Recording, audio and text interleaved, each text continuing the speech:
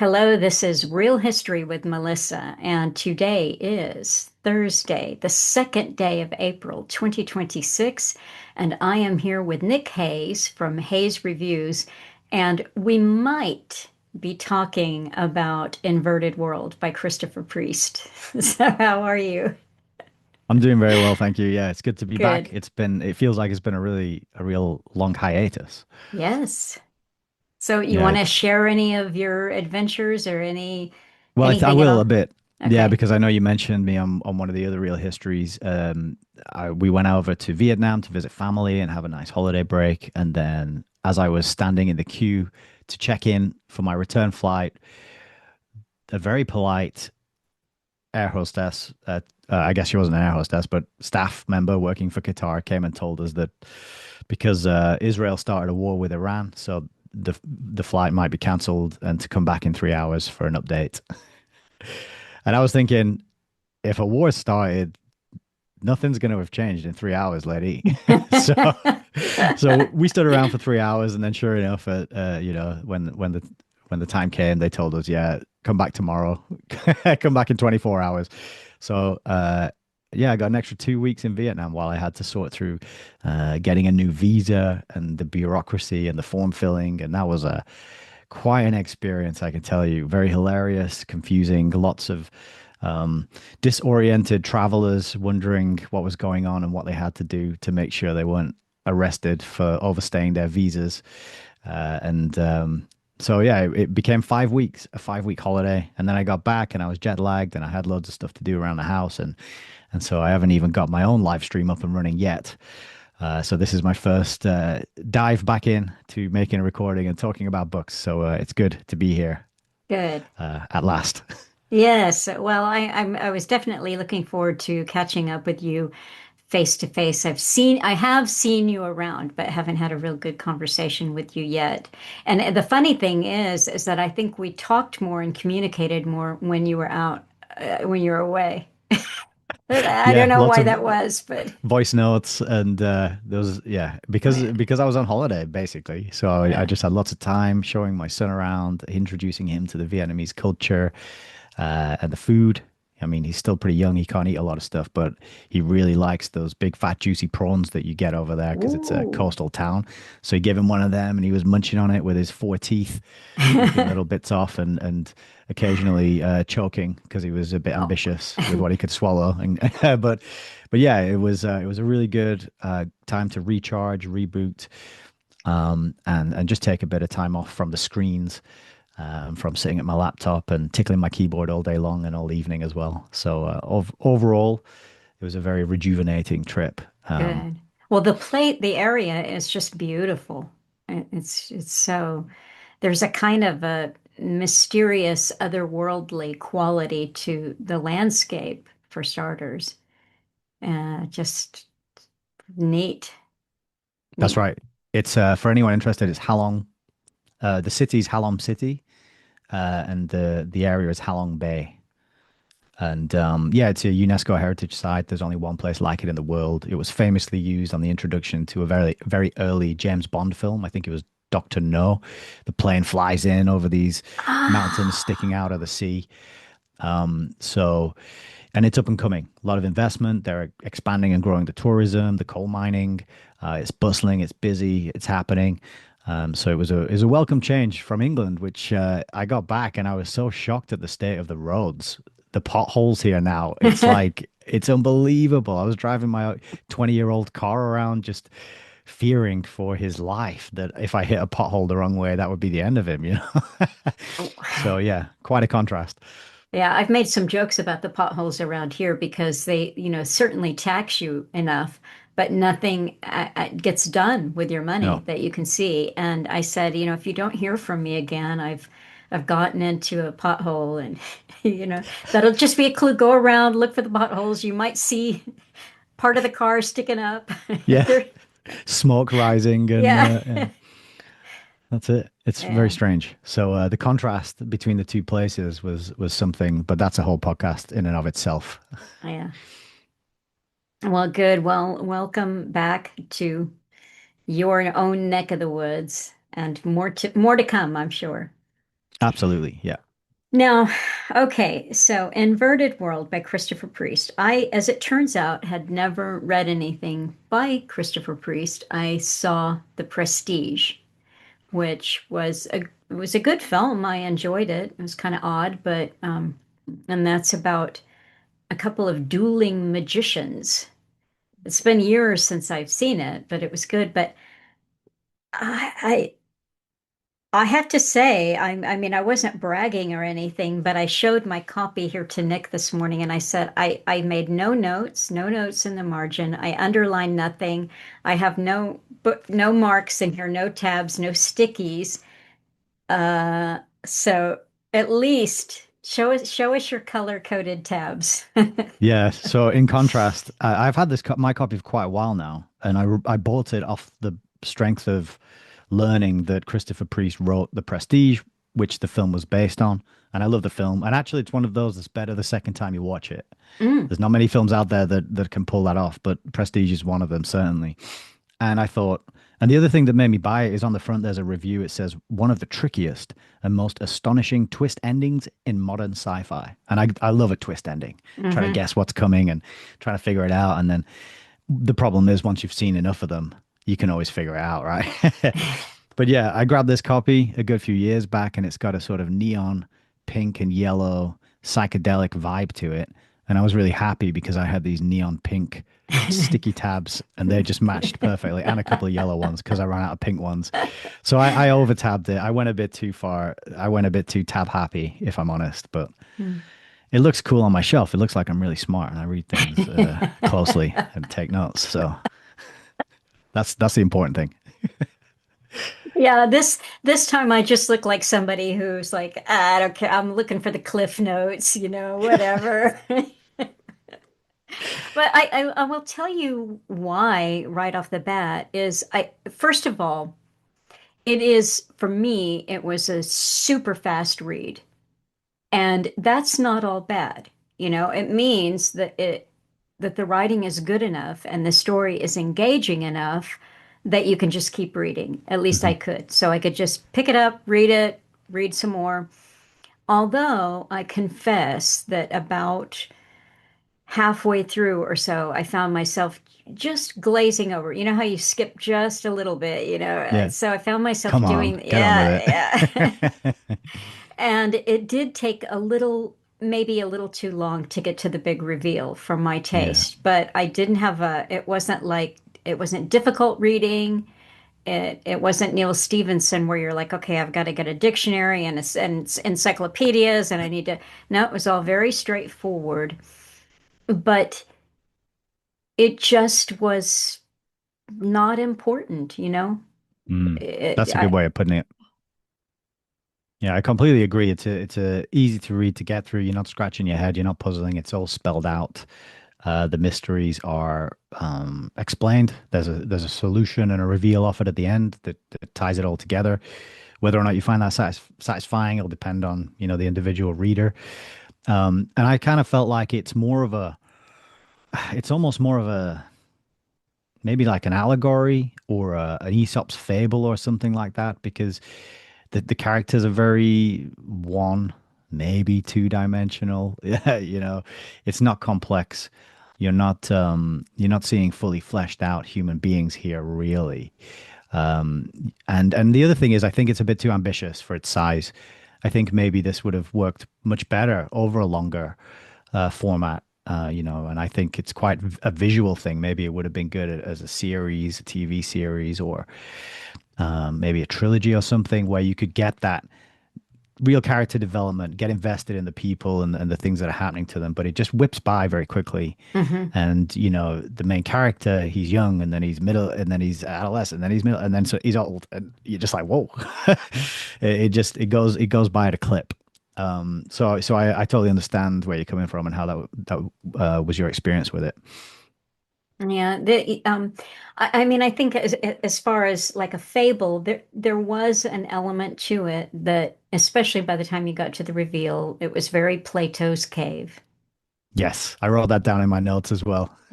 Oh, It is good. definitely I got one somewhere. right. Yeah, I'll take that. Okay. Yeah. One mark for Melissa.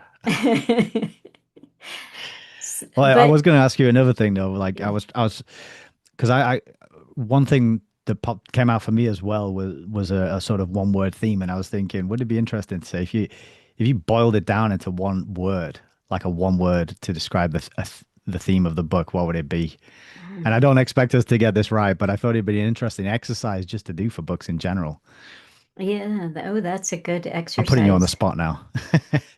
Um, I think it'll pop into my head Yeah. perhaps here Okay. in a Maybe minute. we'll keep going. If something pops into your head, just shout it out. I've already got mine, but we'll see later. But yeah, shall I sort of introduce the inverted world a little bit, the Yes, setup and what's that's going great. on? That's great. Okay. Um, so the book's divided into five parts, and they kind of get shorter and shorter as you move through. And at the beginning, we're introduced to a young man called Hellwood Man, which is a great name. I mean, we've already had hero protagonist. I think this is arguably a little bit better than hero protagonist. It's still a bit on the nose though. But yeah, this is Hellwood Man, and he is inside the creche, which is the word for the schooling system inside a city. And he's there, and he's coming of age, and he's about to go through this ritual which marks his transition into adulthood. And this is a whole ceremony that's quite interesting to talk about in and of itself. But Mm-hmm. once he goes through the ceremony, he enters the guild system. And this guild system is a major theme throughout the book because it oversees and controls the success and survival of the city that all the residents live in. And what it turns out is that this city is a moving city, and it is winched along and pulled along on tracks using these big cables. And this has to keep happening.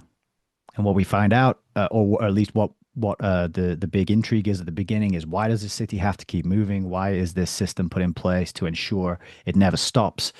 And we follow Hellwood on his journey, where he is growing up and learning about the world they're in and about the circumstances outside the city. Because as it pans out, the people inside the city they know nothing of they know nothing of the outside. They're just sheltered.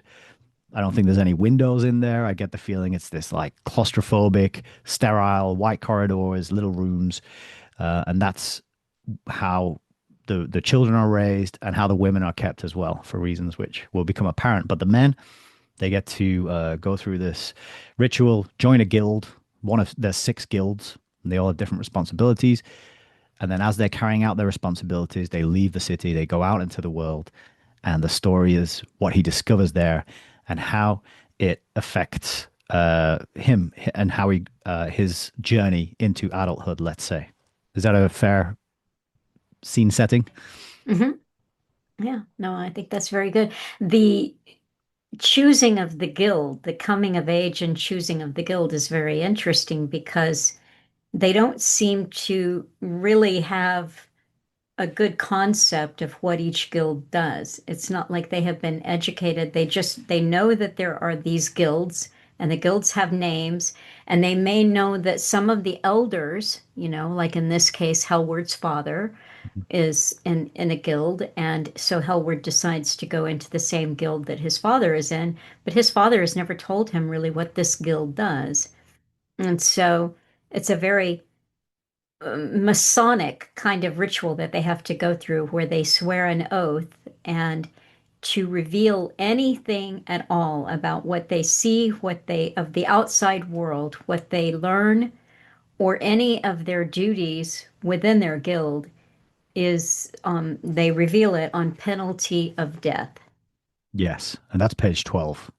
And Okay. Hellwood says, "Why didn't my father tell me about this?" And he's put on the spot. He's in the ceremony. The guildsmen are there. They're standing around, and they say, "Are you ready to take the oath?" And he's thinking, "What? What oath?" And then Yeah. they read it out, and he reads it back, and then they drop this bombshell on him. What you're about to learn, if you commit to it, if you go through it, don't share it with anyone, or we kill you. And he feels that because he's gone so far already, there's no turning back. This is a young man. He says, already I could feel the pressures of the system about me, To proceed as far as this proposal and acceptance, and then to decline the oath was impossible, or so it seemed to me at the moment. So he's in it from page 12 straight on. He's initiated. He's swears on pain of death to keep the secrets of the guild system, and it's quite a. I have read this before many years ago, but it was pre lockdowns, pre Hayes reviews, before I knew anything about masonry, secret societies, world control, any of that. So I didn't really pick up on, oh yeah, okay, I made a promise. That's quite cool. But seeing it through the new knowledge that I've gained since is like, oh, okay, I recognize this. I see what's going on here. Um, he's not allowed to reveal anything that he sees or experiences of the world beyond the city of Earth. And we didn't mention Yes. this yet, but the city is called Earth. It's the Mhm. city of Earth, which is quite is not explained for quite a while either. But he goes along with it. He makes the promise, and then he is feeling the pressure of the system. And this is the theme for a good chunk of the book. This play between obeying the system, learning about why it's there, and then starting to question it and starting to think, is there a different way? Is there a better way? Is there any, um, can I exist outside of it? Is there any existence outside of it? So yeah, So that's also, what happens at this becoming an apprentice and swearing the oath is another bombshell is dropped on him by his father about his future mate. And that all happens. So he becomes an apprentice only just simply by making the oath, which has completely shocked him. This, you'll share this on pain of death. And he's like, oh, okay, I'll go ahead and do that. And at the same event, when they open it up to more of the public, now this was all done in a small thing, but now there's a kind of a party festive thing. And his father says, basically, okay, we've picked a woman for you, and I'm going to announce the marriage now. And or the engagement, so they don't actually get married there, but this engagement is announced. And hmm so and he knows the young lady from Krish because she's been in Krish too, and they aren't kept apart from the opposite sex, but he has no friendship with her. And now here they're going to be married. And so that is announced at the same event. So he really comes of age. His whole entire life changes just like that in one ceremony. yeah, that's a really good point. I forgot about that as well. And their relationship's worth talking about, and how that progresses. And I felt like that was one of the parts that could have done with more exposition, a bit more time on it. But as I mentioned, it's an ambitious book. A lot is crammed in there, so you get the kind of the cliff notes, as you might say, of their of their relationship. But she's called Victoria. So you have Hellwood Man and Victoria, and then he's off to carry out some work experience, basically, with each of the different guilds. So this is where we start to learn about the different guilds and what duties they actually perform.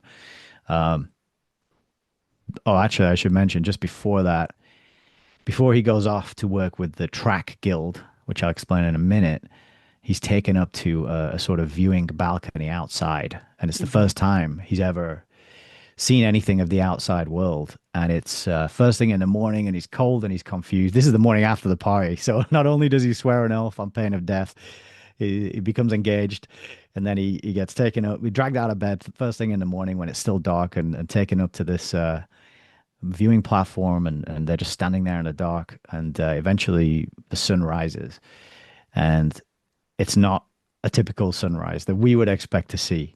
There's something very unusual and very strange about the sun, which appears over the horizon in this world. And it actually takes a while to understand the shape of what he's seeing. But what he says is that we were taught in creche um, that the sun was a disc, a globe. basically. And what I'm seeing is not a globe. Hmm. When the sun comes over the horizon, he says that is not a globe. And so this is like a foreshadowing of kind of what a theme that runs throughout actually. And then he's off to work with the Track Guild. The Track Guild is the group of men who lay the tracks and pick up the tracks behind the city as it moves forward. They have to, it's grueling hard work, digging these deep pits, laying concrete beams, putting the tracks down, and then doing the whole opposite of that, and moving them up and down. And so what we learned is that there's these little electronic buggies that they use to move the materials back and forward, and these are plugged into charging ports. So they've got the EVs, they've got the electric vehicles. This is written in 1974, by the way, and that's worth mentioning because of Hmm. something else that comes up later. But they got these little electric vehicles, and but what we learn here as well is that something about the workforce. The people doing this work are not all city citizens. They're not all Hmm. from Earth City. I'll hand it over to you if that's all right to sort of introduce what's going on in this, or if there's anything you want to comment on that bit. Well, I don't remember the name. Once he chooses his guild and he's out working, helping laying the track, his initiation into being apprentice is just bone crushing hard work. And he's working the people who are on the outside, who are not citizens of Earth City, are called Tooks. And Yes. Tooks are that they have different native homes depending on, I guess, all along the track that Earth City is being pulled. There are native encampments, and not a lot is said about them except we can see they are poor. They don't, most of them are subsistence. Their farming techniques are not good. They don't have implements and fertilizer to properly farm. So it's just kind of a subsistence living that they have. And we see this as the track goes along, and they're using different, crops of men, if you will, different tooks from different areas. It's kind of the same story over and over. Yeah. Extreme poverty that they have. And they also all speak different languages that are unrecognizable to. Sometimes it's Spanish, sometimes it's a mix of things that he's never been exposed to in his education, or it's a blend of a kind of an odd sounding Spanish. So these are the Tooks, these are the Mm. natives that they pass along the way. And there's a lot of anger, resentment, you could say, that the Tooks have against the people that are employing them. They're made to work just, incredibly long hours, and what they're doing, and people die. Tooks routinely die because the work that they're doing in securing the city with this cable system to the tracks is, cable snaps and breaks, and they have to build bridges to get across different bodies of water, whether it's a creek or a river or whatever, and people die. Mm. And there's another, I don't know if we should spring the main source of resentment now or if that comes later, but I think it there, comes a little bit later, yeah. but yeah, that's a great point. It's he realizes that he has to sort of help one of the guildsmen, the track guildsmen, sort of manage these non-city dwellers. And you're exactly right. There's a language barriers, there's malnutrition, but they don't seem to have any other option. And they get food, they get fed, but they're fighting, they're disagreeing. And this requires the intervention of another guild called the militia men. And these guys have crossbows, Yes, which and is they wade in and interesting. they use them as beating sticks as much as they use them to shoot, right? You can fold it down and then use it as a truncheon, whack Mm. people over the head. So Helwood gets embroiled in a skirmish between the Tooks and the militiamen at one point, and he manages to help the the other guildsmen from the Barter Guild. So this is another guild who go out ahead and find these encampments to make the deals with the local inhabitants for them to come and do the work. So that's another guild. I think we've ticked three off. And you mentioned bridges, so the Bridge Guild, Hmm. that's yet another one. And so far, we know at the beginning that Hellwood's going to be going into what's called the Futures Guild. And this is interesting. Something I mentioned to you, I think, in a chat is once you pass your apprenticeship and you become a fully fledged guildsman, you then get the name of your guild before your last name. That's how people refer to you. So there's a man called Futures Denton, and that's the Hmm. guy who shows Hellwood the strange sunrise in the morning. So what I noticed was this would mean that once he's through his apprentice, he becomes Future Man. Instead of Hellwood Man, he's now Future Man. He's kind of Hmm. this ties into the themes of the new man and the reinvention of man as well. So that's quite interesting. But he has these experiences of these different guilds. The Bridge Guild, yeah, they have to plan and prepare the building of bridges to get over these bodies of water, these rivers typically that they come across. And this is really the first part of the book. He's having this work experience. He's in the militia as well for a little while. He doesn't get on with them. They're all kind of base ruffians, and he can't really fit in. He's just fine with them. He doesn't really tell us much about the time there. Um, but what we get is his return to the city, and then this tension between Hellwood and his wife, or I don't know if she's his wife at this point, but they have a place, they have a room together. They come back, and it's funny because when their relationship starts, they're very close, they're very tender. They kind of make plans together, and they're sort of optimistic about the future because she tells him that because of her marriage to him, she's going to have more options and control over her life now.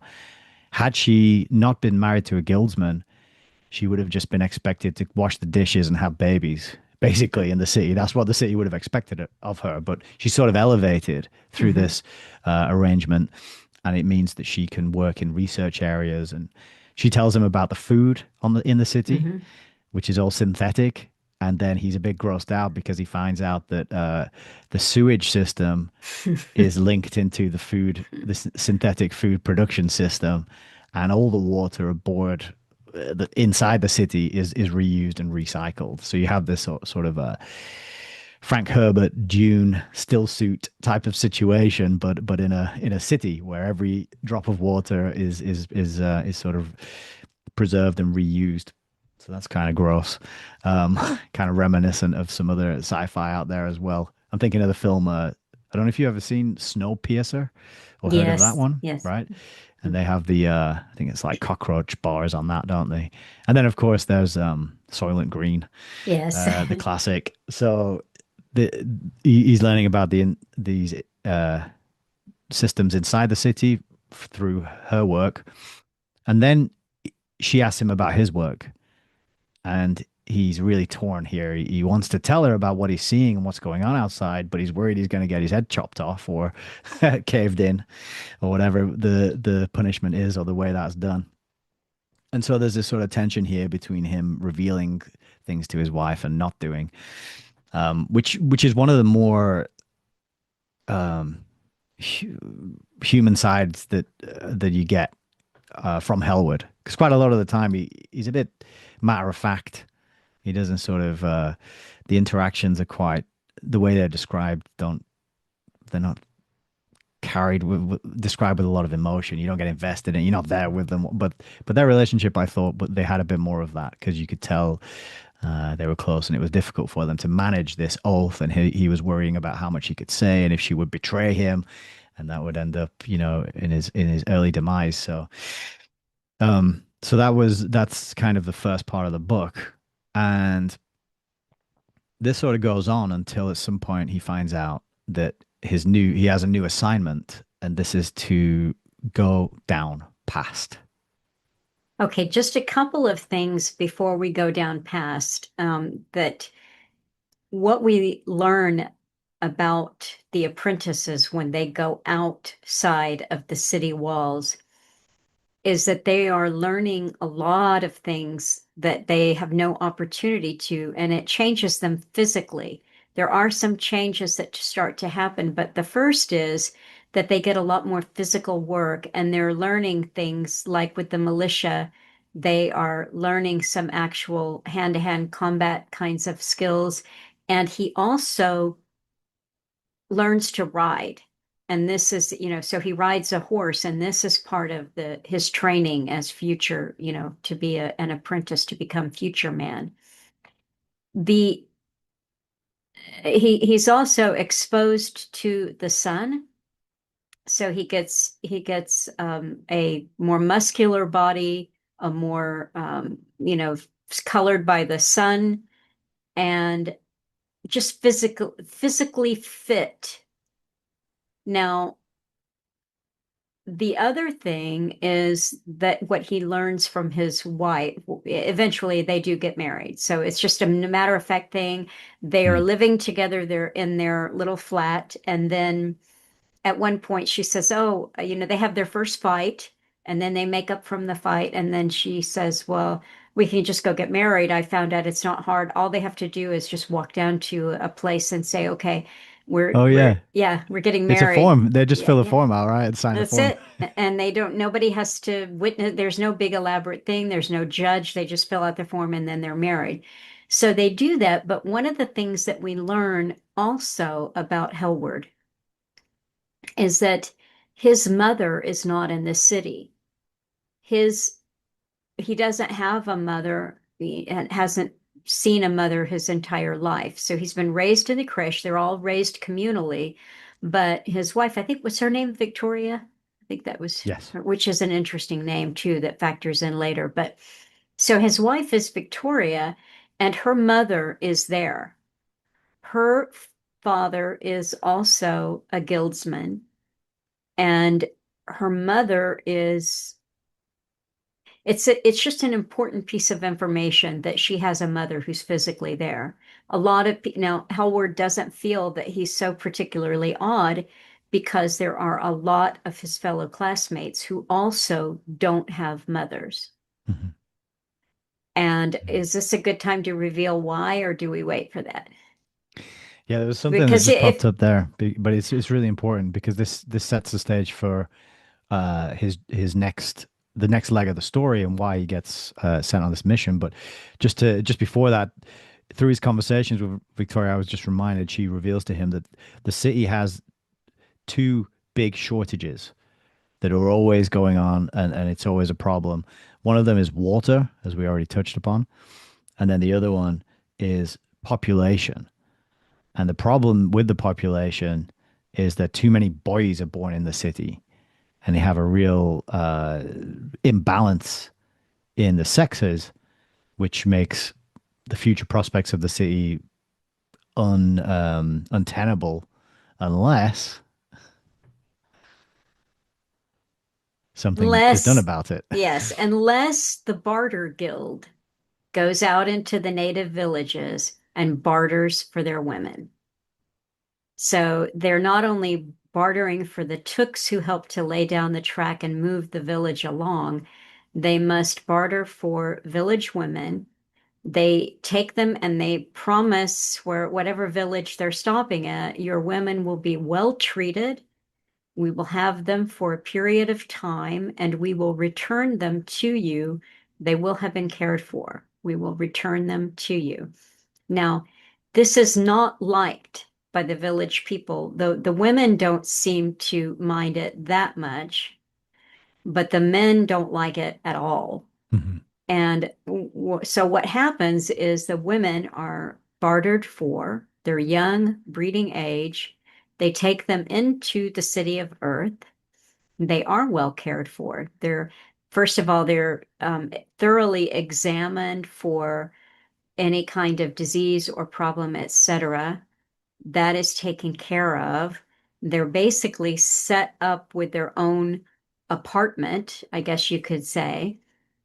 And then they are visited by the men of the city of Earth, and they become pregnant and they have babies. And at a certain point, they are returned to their own village. Now, I don't know if you want me to keep going with how this works, but Well, yeah, they're well looked after. They're given freedom when they're in the city, and the deal is, and there's a little bar as well for them to hang out in. And the deal is, if they have a girl, the girl stays in the city. If they have a boy, they can take it or leave it. Literally, they can leave the boy in the city, or they can take the boy with them when they go. But they always get returned back to their villages. Yeah, and there's a bit I marked up here that I want to read. This is page 100, and this whole process is called transference. And when Hellwood learns about it, he's talking to Collings, who's his barter guild teacher, as he's doing his work experience in the barter guild. Transference. And Hellwood says, "What is that?" Collins said, "It's what makes us so unpopular. The city looks for settlements where food is short, where poverty is widespread. Fortunately for the city, this is a poor region, so we have a strong bargaining position. We can offer them food, technology to help their farming, medicines, electrical power in return. The men labor for us, and we borrow their young women. They come to the city for a short while, and perhaps they will give birth to new citizens." I've heard of this, I said. I can't believe it happens. Why not? Isn't it immoral? I said hesitantly. I just thought that bit was funny the way he hesitates. He's like, "Isn't this immoral?" Um, Collins replies, "Is it immoral to want to keep the city peopled? Without fresh blood, we would die out within a couple of generations. Most children born to people in the city are male." I remembered the fight that had started. This is a fight around the tracks and with the men and the militia. "But the women who transfer to the city are sometimes married, aren't they?" "Yes, but they stay only to give birth to one child. After that, they are free to leave."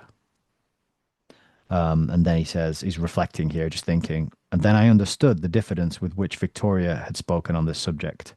My mother had come to the city from outside and afterwards had left. She had not taken me with her. I had been rejected.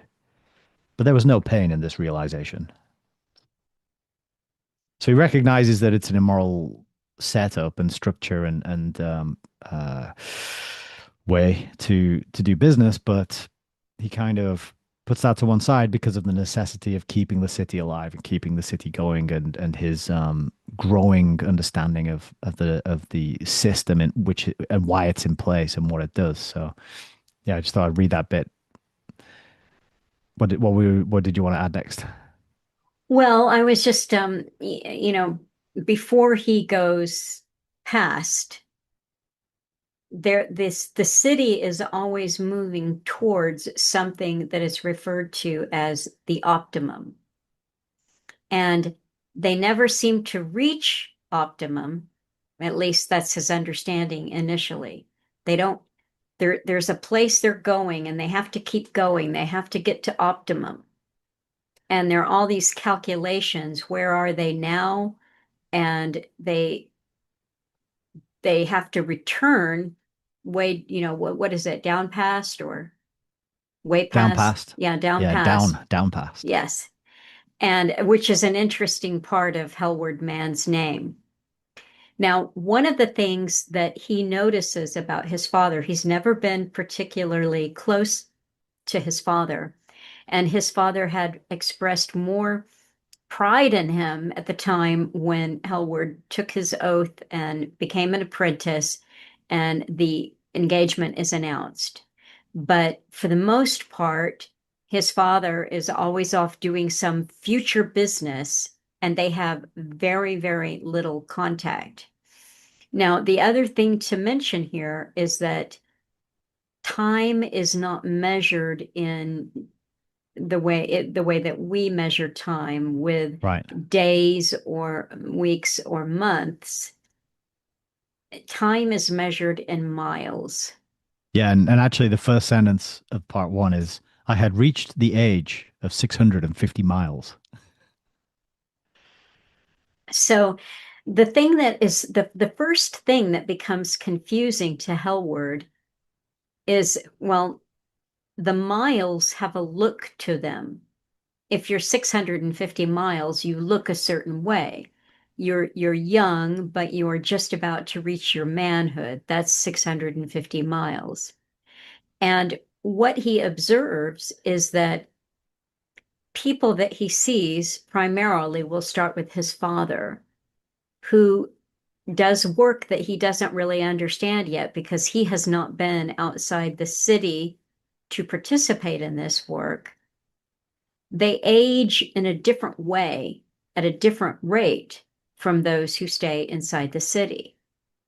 So he knows that his father is a certain amount of miles old, and yet his father looks much older than one who would be that many miles.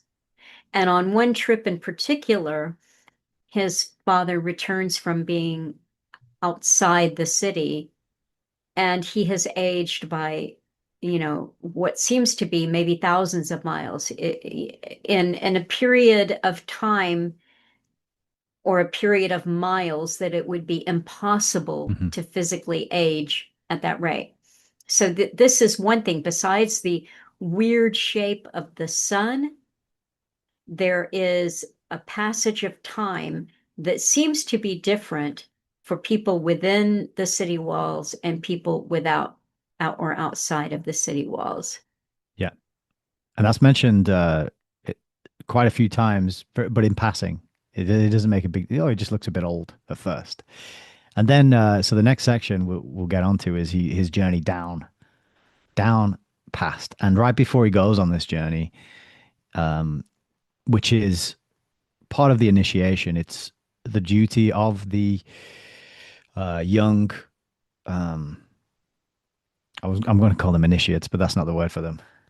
The apprentices to return some of the borrowed women back to their settlements, their encampments, and the young men are always used to do this. It's just part of that, and the reasoning is what they learn, what they see, and what they experience is going to like answer some of their questions and reinforce why things are the way they are. Right. Just before he goes on this journey, he sees his dad, gets taken into a room, and his dad is, yeah, very, very old. It turns out to be the last time he sees him, and they exchange a few words. Um, he finds out Victoria's pregnant with, between with this child, and so yeah, he says, can my trip be delayed?" And they say no. The guildsmen say no, and he says, "But like, I'm just asking you to be reasonable." And he says something like, "You can ask me, but I can't be reasonable. This is the rule. This is the way it is. You have to go." So then they give him a rope and a tent and some synthetic food, which is you got it. When I talk about the synthetic food, you have to think of the Matrix where they're eating that gray snotty goop, because that's exactly how it's described here. Is this gray porridge like thing that tastes terrible. They say don't eat any of the food out there because it'll make you sick. You got to stick to your gray goop slop. And he's given these three young women to take back to their encampment. And then he sets off on this journey. And this is really where the book gets weird. And I've read this section twice now, and I still kind of like struggle to picture how I got a better handle on what was going on this time, the second time reading it. The first time I read it, I couldn't even get my mind's eye on how to picture this whole event. But it's quite a good section of the book. So, um, Well, anything you want to add? yes, I mean, I think before we go, before you take us on the weird journey or start us out there, it's important to stress that Victoria is incredibly unhappy about this, and he's not happy about it either. But he assures her that he's only going to be gone a few days. Right. You They've know, seen the so map. They know where the right. settlement is, and he says 10 days or something like that, I Yeah. think. So they do have days and weeks in that way, but their age is still measured in miles. So they do talk about, he said, I'm only going to be gone a few days.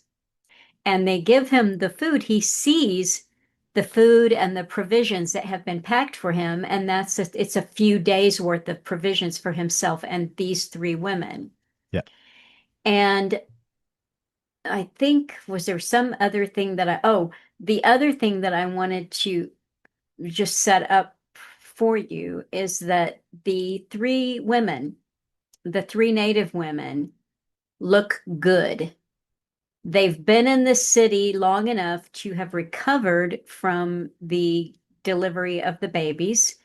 They have their shape back.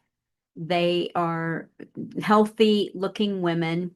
There are three of them and one baby boy. Because Mhm. remember, the city, so the other two we can assume have had baby girls and they have been left behind in this city. So Hellward has set off on this with his provisions, three native women and an infant boy. Yeah, And good. that's our setup as we head down south or uh what is it Down called again? past. Down past. Thank you. Okay. And that's another thing, just as a quick aside, is the sun doesn't rise in the east there. It actually rises in the southwest or something.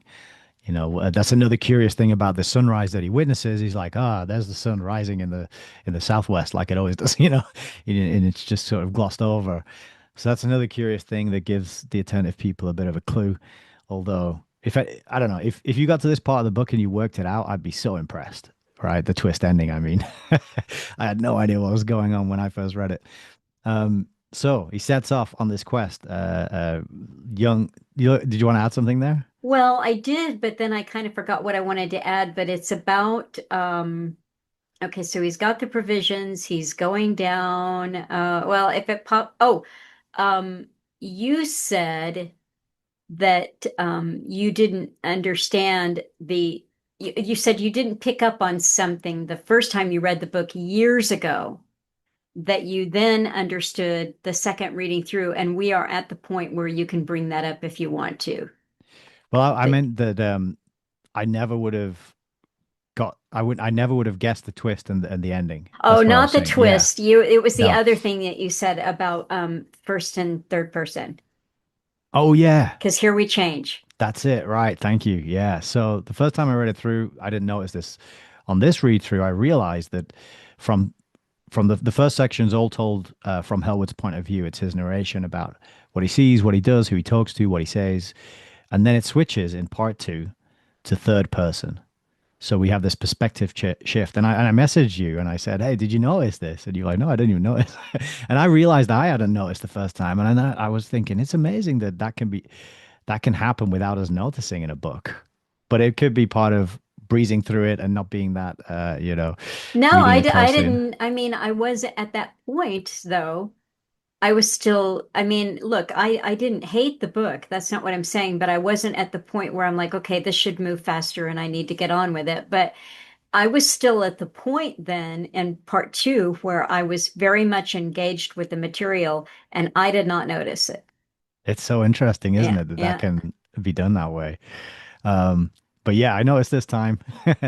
And so now we are third person and we're following Hellwood and his three young, voluptuous natives as they wind their way away from the city, going down past, which is sort of in the opposite direction in which the city is being pulled and is traveling. And strange things start to happen. And firstly, they don't get on very well. Uh, the woman carrying the baby is very slow. They're all shy of each other. But eventually they sort of warm up and the girls start flirting with him and they play around and to cool off because it's quite hot in this environment. So they play around like cooling off in the go swimming to cool off and Let's they not end up. forget to say about the other apprentice he meets who Oh, yes. So he tells meets an him about the apprentice coming women. back. Yeah, he meets an apprentice coming back in the opposite direction. And this is really interesting. That reminds me of something that I do want to mention a bit after. I'll just make a little note here to bring it up. Um, so he sees somebody from the crash that he knows coming the opposite way, and he says, "Can you feel it?" He talks in this strength about feeling something. He says, "Oh, you can't feel it yet." And then he's talking in these sort of vague terms about something Howard doesn't quite understand. And then he says, "Oh, have you done it with those girls yet?" And Hell's like, "No, I'm married." Because he's clearly born with a moral compass, right? He questions the morality of the whole transference system, and he says, "No, I'm married. I wouldn't do that." And then he says, "Well, you better get on with it, right? You better do it soon." basically is what it says. Wink, wink, nudge, nudge, and then he carries on walking back to the city. It's a very casual encounter. There's no alarms raised. There's nothing. There's no words of caution or warning or anything. So Hellwood carries on, um, and then the girls start flirting with him, and then some jealousy arises out of the sort of relations that they end up having. But very soon, he starts to realize that something strange is happening to the girls. And what's going on is they go to sleep one night. He wakes up the next morning and he notices that they're a bit smaller and their clothes don't fit properly because they're wider. So suddenly their clothes are very tight, popping, right? And they've got their figures back, and so this is causing even more sort of tensions, let's say, in the group. And and it's very gradual at first, but then at some point he kind of, I guess they go to sleep again, and he notices the next, and it's now the point where they can't really wear the clothes. They're just impossible to fit, and these women are even shorter, but even wider again. And this is where it gets really, really strange. Um, the girls tell him that they don't want to go back to their encampments because if they do, their husbands are going to kill them for for their for having gone to the city. What Howard also notices is the baby isn't being affected, and so the mother of the baby, is actually getting so squat and wide that she can no longer properly carry the baby. This happens really gradually at first, and then there's just this The crazy acceleration of what's going on. the thing that showed the one event that happens right before the crazy acceleration is that the baby rejects the mother's milk. The That's it. mother's milk Yeah. makes the baby violently ill, and only some I think Hellward has the thought to give it some of the fake synthetic food, Hmm. and then the baby's okay, but the baby cannot tolerate mother's milk at all. Yeah. Nor can the baby tolerate anything that is native food or native water along the way. So the baby has to have the synthetic food. Hmm. Yeah, that's right. And then, as I was just describing, there's this, he's noticing this gradual change, and then suddenly, in I guess it's sort of seconds or minutes even, the women are so short and so wide that they're basically just smears or lines of pink in front of him. And it's not, it is at the same time that this is happening to the women, the landscape is undergoing the same shift. So they were walking in the valley underneath mountains, and the mountains have now become weird smears of just, kind of color that goes along the horizon, that he's quite sure that's where mountains were, but now it's just kind of a line of color Yeah. there. And then on top of all this distortion in what he can see, there's this sort of what he calls a pressure pulling him in the direction that they were walking, so pulling him southwards away from the city. And but at one point he describes that the ground almost becomes like a wall which he's being pulled down on. Although he's not down, right? He's kind of standing on the ground, but the pressure is sort of working against him. And so he pulls out his trusty rope and grappling hook that they gave him in his provisions, and he hitches himself onto something. And then he just spends a wild few pages battling with this distorted landscape and this insane pressure, which seems to threaten to. I was kind of imagining it like a gravitational vacuum sucking all the air and an atmosphere into it, like you see on the space films, where a window gets broken somehow, and then all the air gets sucked out, and that's just how I was kind of picturing it. But the key thing that happens is as he's looking around and trying to make sense of this, he looks up and he realizes that he can see the whole world. and this is how he describes it, is I could see the whole world, and he sees for the first time the shape of this inverted world. And it ties into what he'd seen previously when he saw the sunrise on that morning. And what he can see is from where he is, there's uh all the ground that they've covered, and then a big sort of spire that goes up and up and up further than he can even see. And this has got all the features of a landscape on it, rivers, mountains, and everything. It's all on this sort of, it's like a disc with a central spire that just goes up further than you can see. And he realizes that this is the shape of the world he's on. And he can see all of it from this vantage point where he is. And the women by this point, I don't even think they get mentioned again. They're No, and just, this is an interesting thing too, because I did read that a couple of times to try to understand what had happened. And he describes them, and this is the last time we hear about them. They are 12 inches high by 5 feet wide. right. So they're literally 5 times as wide as they are high. And I don't think there's no clothing on them now because the clothing wouldn't fit. They're just, but they don't look human. There's nothing human left. No. And at some point, the baby is abandoned. So we don't hear about the baby or the native women ever again. And so we are left. The strange thing, all I could think at the end of reading it is I just asked myself a question.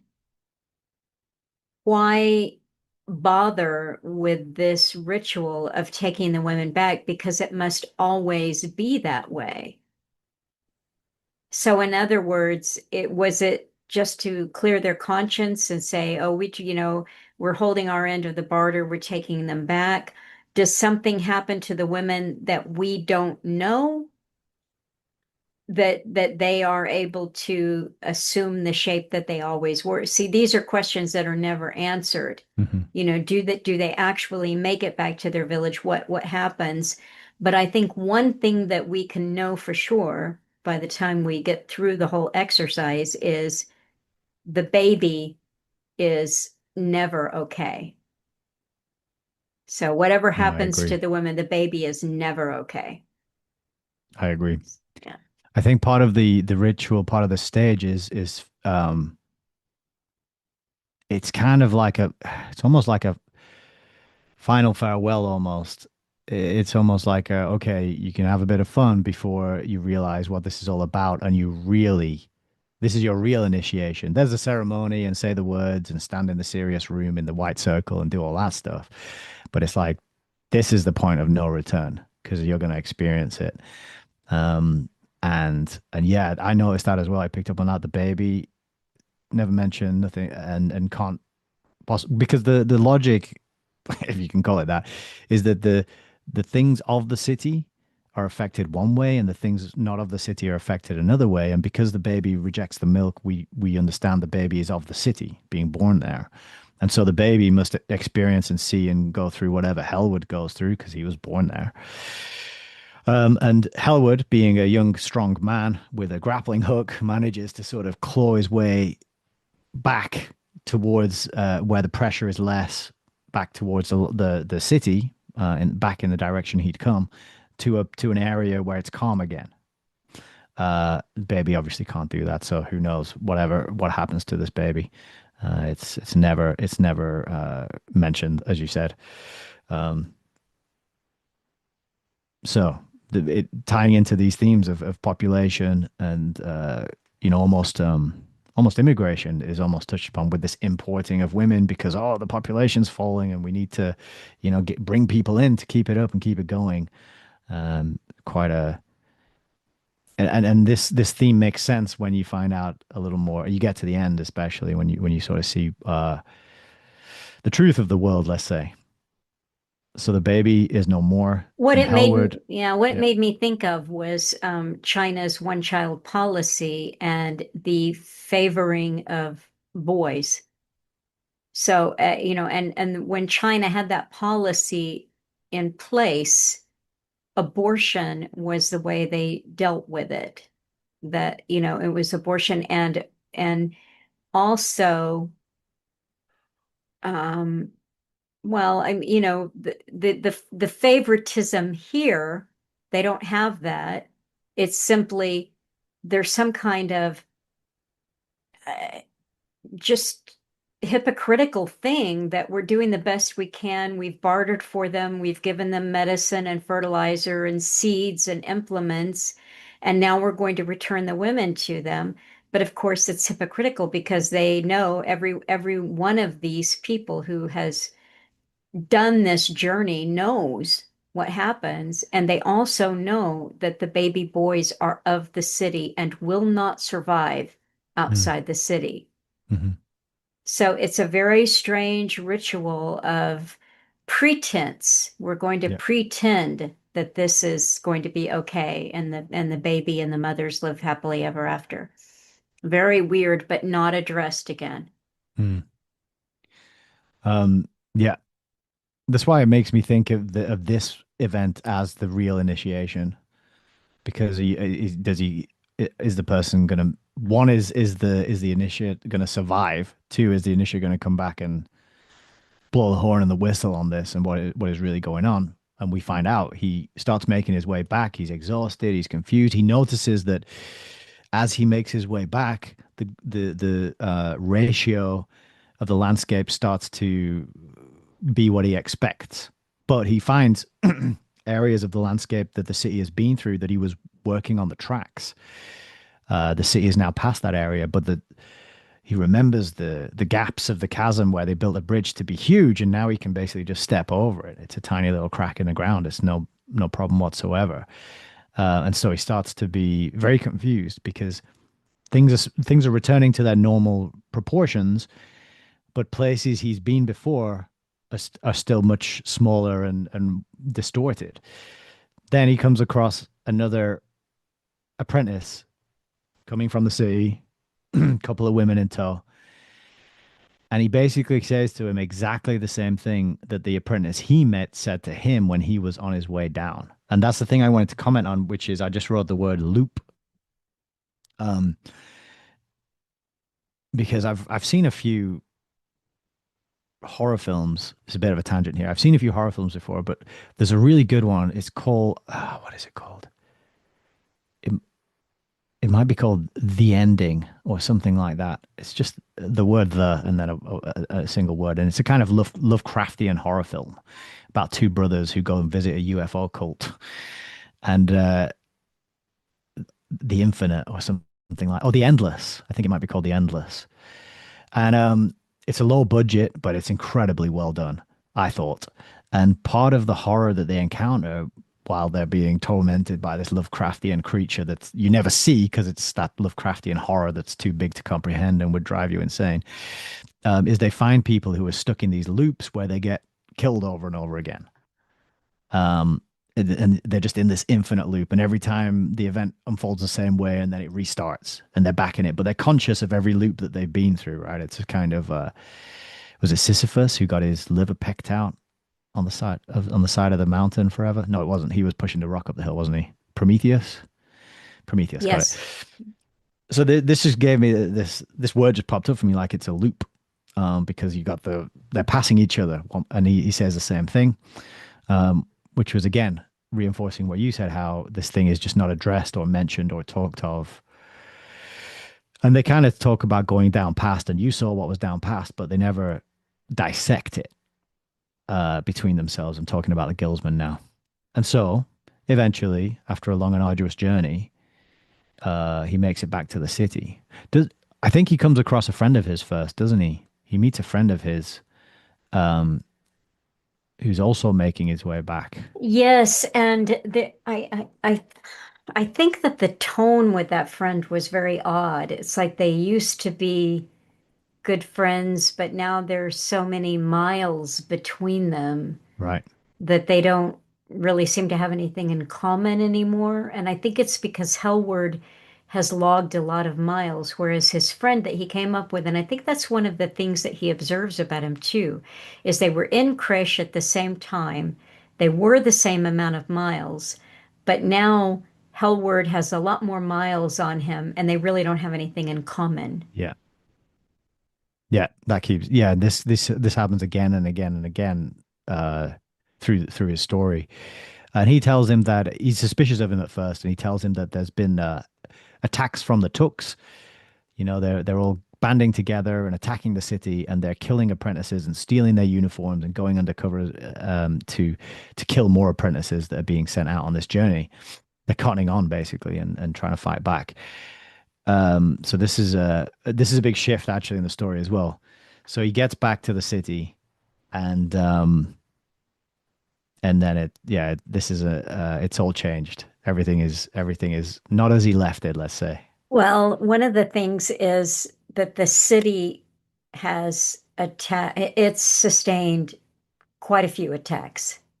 So Yeah, the Tooks have organized themselves and they've been attacking the city and they've completely wiped out the creche. The creche has been I don't know if it was bombed, whatever happened, it's been burned to the ground, incinerated. And much of the internal part of the city is just incredibly damaged and a lot of people have died. And the creche was destroyed, including all of the children who were in the creche. And this is terrible for the city because their population and sustaining it is important. Now, there is no, that I don't think we got ahead of ourselves there. Um, so that's the main thing is that he sees that the city has it's gotten an incredible amount of damage. But another key thing that he notices is that where it is on the track yeah, where not it's what you mentioned earlier coming back he's confused because he's taking a bridge or to they just built a bridge over this huge chasm and now he can just step across it with one step, no effort. So there are all these strange things that he's noticed and then he goes back to see just major damage. yeah. And the city is way further than he expected it to be based on Yes. his subjective time that he's been away. Hmm. It's moved much. He Yeah. expects to find it, and it's days and days more of traveling until he eventually catches up with it. Yeah. And so he goes in, and then it is revealed that during this time that he's been away, his son has been born and then subsequently killed in the crash, which was wiped out by some sort of firebomb when the Tooks attacked. And also that Victoria's uh, annulled the marriage and married somebody else and is living with somebody else now. And And the, she's pregnant. and she's pregnant. Oh, I forgot about that bit. Yeah. Oh, that's a double whammy, triple whammy. Yeah. He takes it pretty well though, does Hellwood, to be Well, fair. he does, except for he does what he doesn't, what Hellward doesn't understand is how it's possible. Because in Hellward's mind, he's been gone a few days. Now he knows he's been gone longer than 3 days because he had some difficulties, but he still thinks he's been gone a week. Hmm. And he does take it matter of factly. He does accept, okay, I've been gone a lot longer than I thought I had been gone. But he's been gone over 2 years in what Yes, seemed to him to be a week. that's right. That's right. And so this is a big shock. And and he has to and the city's under siege. The militia is on double time guarding and protecting the track layers and the bridge builders. And to top it all off, they are quite far behind optimum, which is the line that they want to keep up with and travel at in order to in order for things to be good, safe. I don't know. He's never quite clear. But the further away from the optimum, he now knows the closer they're going to be to this area of pressure and distortion, and he interprets that as just certain death, certain doom. You know, it's game over if you succumb to that and can't use your grappling hook to claw your way back. Um, I think that brings us into part three, doesn't it? And then it switches back again Hmm. to third person, and this is where he has his first experience, I think, as futures. Is that right? Or am I skipping Hmm. over something important here? No, I don't think so. I think I'm just you've gonna got it. Yeah. make sure that part one's the longest, part two's a little bit shorter, and then it goes three, four, five. Hmm. So essentially, he wants to talk to Victoria. He is shocked. He accepts it, Yeah. but he's shocked that she is living with another man and this, that all of this. But he tries to see her, and the message is given to him that she does not want to see him. Yeah. So he just goes back out of the city to do the other things that he needs to do as, future And he man. and one of the things is that he finds, and this is one of the themes that I wrote down as well, was kind of the alienation that he experiences from the city people and from the life, even though he was supposed to get married. It's almost like the guildsmen and the guild knew that that was never going to work. I mean, they must have known it was never going to work. And so he becomes like he finds it more comfortable to sleep outside the city by the tracks with the people working on the tracks and to throw himself into his work, into the things that need to be done. This just becomes his all consuming and takes over his life. And every time he goes back in the city, he's always a bit like, ugh. He doesn't quite feel comfortable or at home there. And eventually he gets he's working on a really important project. I can't remember if it's a bridge or something, but he gets told to I go and think it's visit. it's Is it a surveying, bridge or map making. surveying? Yeah. Well, yeah, he's working on repairs or bridge building or something, Oh, and then he gets told to go out. okay. And do they call it up future? They call it down past, but I don't think they say up future, do they? What do they say? I don't remember the term for it, But they but call it yeah, future. They do yeah, call it it future. is. Um, and he goes with another guildsman from the Futures Guild, and this is where he learns about what it's like in the future. And this wasn't anywhere near as difficult or as trippy or as hard to understand. This bit was made sense by this point and was a lot easier. And so yeah, the role of the Futures Guild is to head out on horseback using that riding skill and survey the land so that you can bring that information back, give it to the navigators, and they can plot the course of the city based on the landscape up ahead. So part of this is scoping out settlements, hills, rivers, and then in this, because they're on this war footing with the Tooks, they're also looking at where they're going to have the best advantage to defend the city from these attacks. And so he goes out and learns how to use these. He gets a camera and he can take pictures and videos, and he learns how to use these different devices for measuring aspects of the landscape. And the this guy is with the other guildsman is taking his time and setting these things up and going over here, and days pass, and then he starts to think we're gonna have to get back to the city. We're gonna there might be another attack. We need that to be there to defend. We need to fight. And he's hurrying this guy on, and he's like, "Oh, you haven't been up here before, have you?" He says, "No." He says, "Don't worry about it." They never explain anything. They always just say, "Don't worry about it. You'll Yeah. you'll you'll you'll experience it, and that will be your knowledge, right? That will Mhm. that will explain it all." And so more days pass, and then eventually they head back, and he has the same experience, but in reverse. So this time when he goes back, nothing's changed, nothing's happened. Barely anything has happened, right? No progress, no movement. They've been gone for I don't know weeks or whatever it is, and you get back and it's barely a day or two or three that's elapsed in the time of the city dwellers. And so this is the condition of going up future is your subjective time is very long and very slow, but the city time, no, the other way around, sorry. Your subjective time is what it is. The city time is very, very slow. So you can go away for a long, long time and you can get back and barely any time in the city has elapsed. And this accounts for the aging members of the Futures Guild, such as his father and Clausewitz. There's one called Clausewitz as well.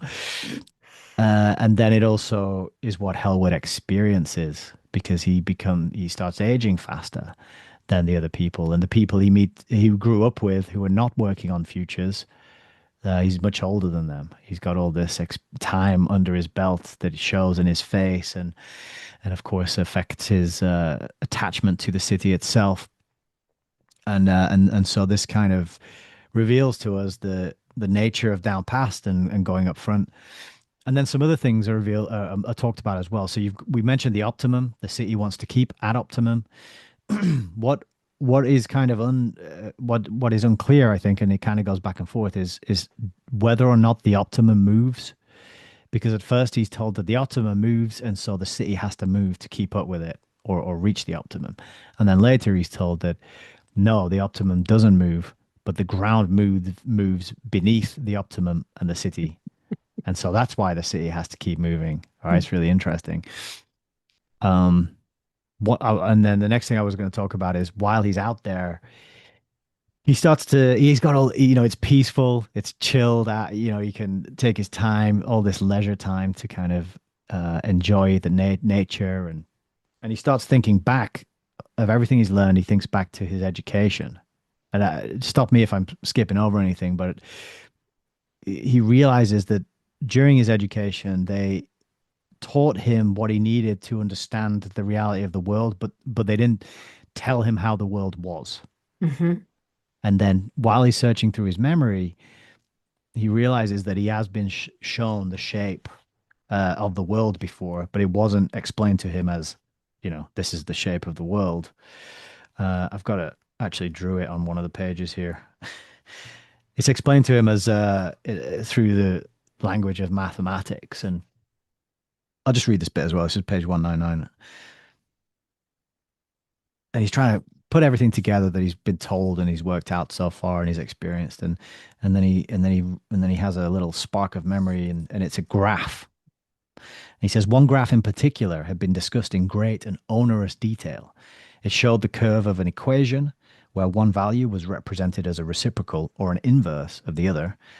The graph for this was a hyperbola or hyperbola. I don't know how, I'm not even sure how you pronounce that, but one part of the graph was drawn in the positive quadrant, one in the negative. Each end of the curve had an infinite value, both positive and negative. The teacher had discussed what would happen if that graph were to be rotated about one of its axes.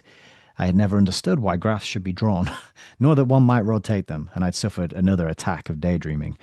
But I did notice that the teacher had drawn on a piece of large card what the solid body would look like should this rotation be performed. The product was an impossible object, a solid with a disk of infinite radius and two hyperbolic spires above and below the disk, each of which narrowed towards an infinitely distant point. In the indirect manner of all our education, that day I had seen the shape of the world on which I lived. And in case that's too hard to imagine or you didn't do very well at maths, I did draw a little diagram down there. There's like, Oh, yeah. you Yes. got the little rotation at the bottom. So if you imagine that rotating and filling out as you go, it's like a spinning top. Yes. That's how eventually I was like, oh, this world, they're on a spinning top. Got it. On Yeah. page 199, two-thirds of the way into the book. Yeah, no, that's good. Um, and so you can imagine that the city is on this uh, edge of the spinning top. He went down past it, and it's crawling up with Hmm. the surface moving below it, and he went down past, and that's why he started to stretch to infinity, and he saw the spire of the Hmm. world ahead of him. And then when he goes up, he's the ground's moving at a different speed, and that's why the time is sort of reversed. It moves very quick when it's going out on the flat plane. I don't know if Right. that's the X, Yeah. and it's coming slowly in on the Y plane, accelerating, getting faster, going out. Right. Yeah. Oh, that's cool. I like that. That's a very helpful image there. Yeah. And this is the shape of the sun when he sees it standing on the balcony in the very beginning when he takes him out. He describes it as a kind of a Hmm. disc with two spires, one on the top, one on the Hmm. bottom. And so things are starting to make sense finally. Yeah, and that is another thing too. He said that in the creche they studied hours and hours and hours of military strategy. And he never understood why they would need that. It was just kind of this weird abstraction. But then, of course, when he's outside of the city, all of this theory of warfare comes together in his mind, and it's something that he can actively use. So, I I marked that page up because I thought it was funny that this is how history is taught because it's similar to how history is taught here. Names, dates, battles, who won, who lost, right? mhm. Allegedly.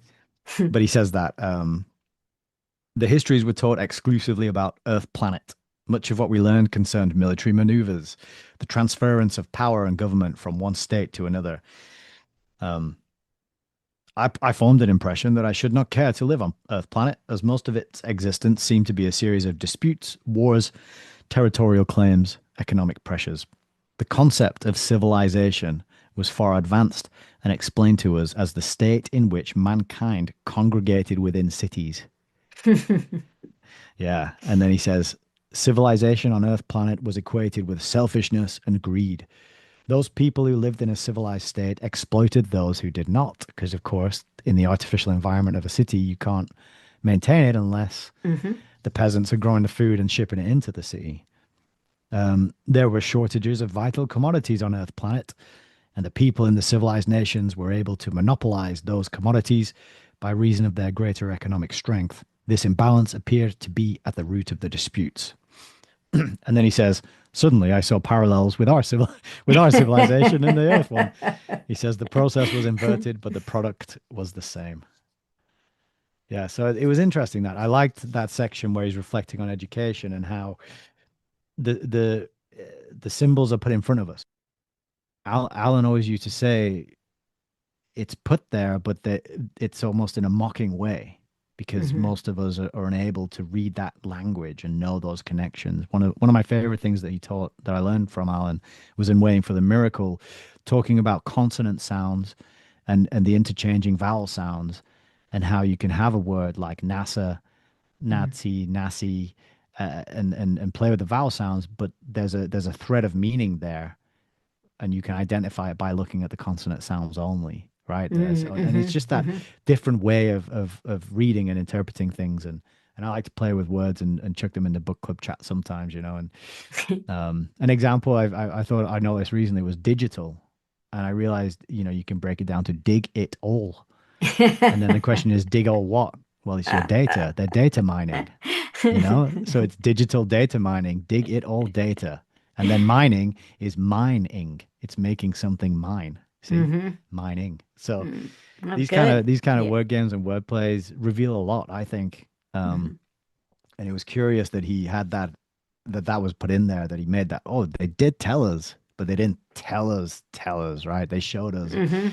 but they didn't tell us. So it just speaks to the very clever nature of a system such as this, right? Because it's not just the guild system, it's also the education, the creche. And then another Mhm. aspect that I wanted to mention is in the creche, he talks about how he'd slept with a bunch of the girls in the creche, not Victoria, but he slept with a bunch of others. And this reminded me of Brave New World, Mhm. because he says the teachers they knew it was happening, they couldn't do anything about it, right? But I bet they could, but they allowed it because they knew that they didn't want people to have these strong bonds and these strong relationships, especially not when the men had to go out and do all this crazy stuff on Inverted World and risk their lives all the time. Right.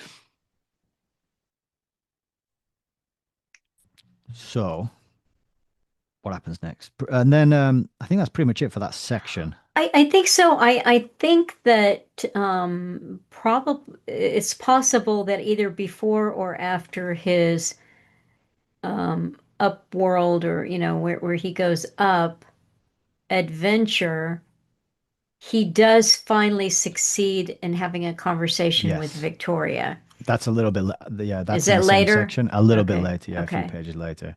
Oh, and so this is important to mention as well. Do you want to talk about the Terminators? Yes, yeah, go ahead. I mean, the Terminators are people who want the world to stop moving? That's Yeah, basically they who want the to Terminators, terminate yeah. the forward progress and this Yeah. this need to just let's stop moving the city. Let's Let's stop progress. yeah, let's stay here. We got Yeah. what we need. We can settle in Yeah. one place. We don't have to keep moving all the time. So so what he discovers when he finally talks to Victoria and she explains how hard it was for her to be without him, that what else could she do? Because it was told to her that he was gone. He was gone. And so she said, what could I do? So she went and had the marriage ended, and then she took up with somebody else and had their child. And also, she touches on very briefly, without revealing too many of her emotions, but the how difficult it was for her to lose their child in his absence. So there's that. But then she lets him know that she is a terminator. And so there's a complete disconnect when the two of them talk. He is, can't, he knows he can't reveal too much about what he's seen on his journey. And she doesn't understand what he tries to show. And she says, we just need to stop moving. We need to settle in a place and stop moving. And he cannot reveal to her why that can't happen, except to say that can't happen. We have to keep moving. Our lives depend on it. And so they are at a, and she's also become an embarrassment to her own father Yeah, in that's right. particular, because her father is a guildsman. And so she has ended the marriage, tells him it's impossible for, and they realize it's impossible for them to be together again. And she's a Terminator. She's got Terminator sympathies. And they're kind of like, I don't know, what would you call them? Like a terrorist cell? Well, yeah, not quite. It's very, see, this is another aspect of the book that makes me say it's ambitious, and I would have liked to have read this play out in a slower time and the nuances of it, because what happens is the Terminators are described as a group of people who actively oppose the continued movement of the city. As far as was known, they were not militant and would take no direct action, but they were gaining a substantial amount of support. So word spreads in the city that, look, we're getting attacked because we're putting these men to work, stealing their women. We're causing these attacks by the way we live our lives, right? And so they want to stop it and change it and settle and make relationships that are less exploitative, presumably. But they are peaceful. But there's this whole sort of movement going on in the city, and they try to appease it by running a sort of re-education campaign, which is called re-education. I just saw it there a second ago. Um, to explain to people why the city must keep moving. Yeah, here it is. Re-education went well. A series of lecture was mounted, attempting to explain the peculiar dangers of this world, and they were well attended. The design of the hyperbola was adopted as the city's motif, and it was worn as an ornament on the guildsmen's cloaks, stitched inside the circle on their breasts. So they're trying to tell people and show, like, they come clean basically, that and because Victoria says the guilds system has to change, and so it's a compromise. So there's this sort of compromise going on and back and forth. Like, okay, well, we'll explain to you why we have to do things this way and we have to keep moving. But it's still quite not enough, as we found out a little bit later. So that I think would have just made a real fascinating. Yeah, I feel it's like got so much in it that could have been done slower, in more detail, in a more believable way. Although if it had been like this thick, maybe I wouldn't have suggested we read it. So, but yeah, there's also the internal drama of the city, and Hellwood, he just can't see because of what he's seen and what he knows. Um, there's no bending, there's no compromise from his point of view. It's like it is the way it is, and it has to continue this way. We must keep moving, and that is it. Full stop. End of story, basically, from his point of view. Yes, and we're about to go into the section there with Elizabeth. Yeah. And so Elizabeth, this is a section also that I see your point here, that if it had been treated as a trilogy, perhaps, because there is something about where Elizabeth comes from. She comes from England, Yes. but there's something about where Elizabeth comes from and what she knows and what she's trying to do that needed more than just the few pages that it got. Yeah. It was, yeah, for Yeah. sure. And actually, so I'll mention as well, I didn't say at the start, but there's a little prelude before we meet Hellwood, and it's only like a page and a half or something. And in this, there's a village fire, and Elizabeth is there, and the people in the village are sipping wine and getting merry and playing music and dancing. And she gets a little bit drunk and she goes for a walk, and then she goes home. That's about it. Nothing really happens. Yeah. She sees some people talking. She overhears some people talking, and it's very. It doesn't tell you much. It's literally that. It's like Elizabeth was at the fire. She got drunk. She Yeah. went home. She heard some Hmm. people talk, and then you're into Hellwood's story. Hmm. It's a really strange prelude. It doesn't mean anything, and then but it ties in later at the start of part four, which is like 235 pages later. We're back with Elizabeth, Yeah. and um, and we're back in third person again. So we've alternated. It's gone first to third to first, and back to third again to talk about Elizabeth experience in the village. So Elizabeth, I mean, I may get this wrong. I didn't take notes or mark anything, but Elizabeth meets Hellward and a couple of other people who have come scouting into the village. That's their purpose there. She doesn't really know that, but she sees him on the horse. She's very curious. They come in to start the negotiation, and we're left to study Elizabeth. Who is she? And we have to piece it together. It takes a little bit of time for this to unfold. But what we discover about her is she's an English woman of a certain degree of breeding and uh, education, language Well, skills. her last name is Khan. Yes, very interesting, which is the priestly class. Yeah. So Elizabeth Kahn, and with multiple meanings there, is you might call her UNICEF or some kind of UN representative. Yeah, for sure. She's very well bred and she's got nothing better to do with her time and her talent than go out and save the world, make the world a better place. And obviously, you can tell by her composure, her everything about her that Elizabeth could probably do anything, but she's chosen to help people. She likes to help people. And then she meets Hellward, and the she just sees him on the horse. And of course, what we realize is that Elizabeth has been long amongst the natives, Yeah, and she sees a handsome man on the horse. that's it. And he's muscular and Yeah. tanned, and I think she sees him sort of dipping his feet in a cool lake and chilling out on one of his missions into the Mhm. future.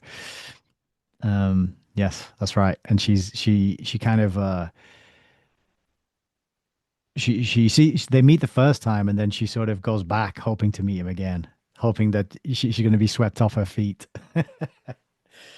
And Um, she does meet him again. yeah, So she she gets a horse and rides out for the express purpose of finding him.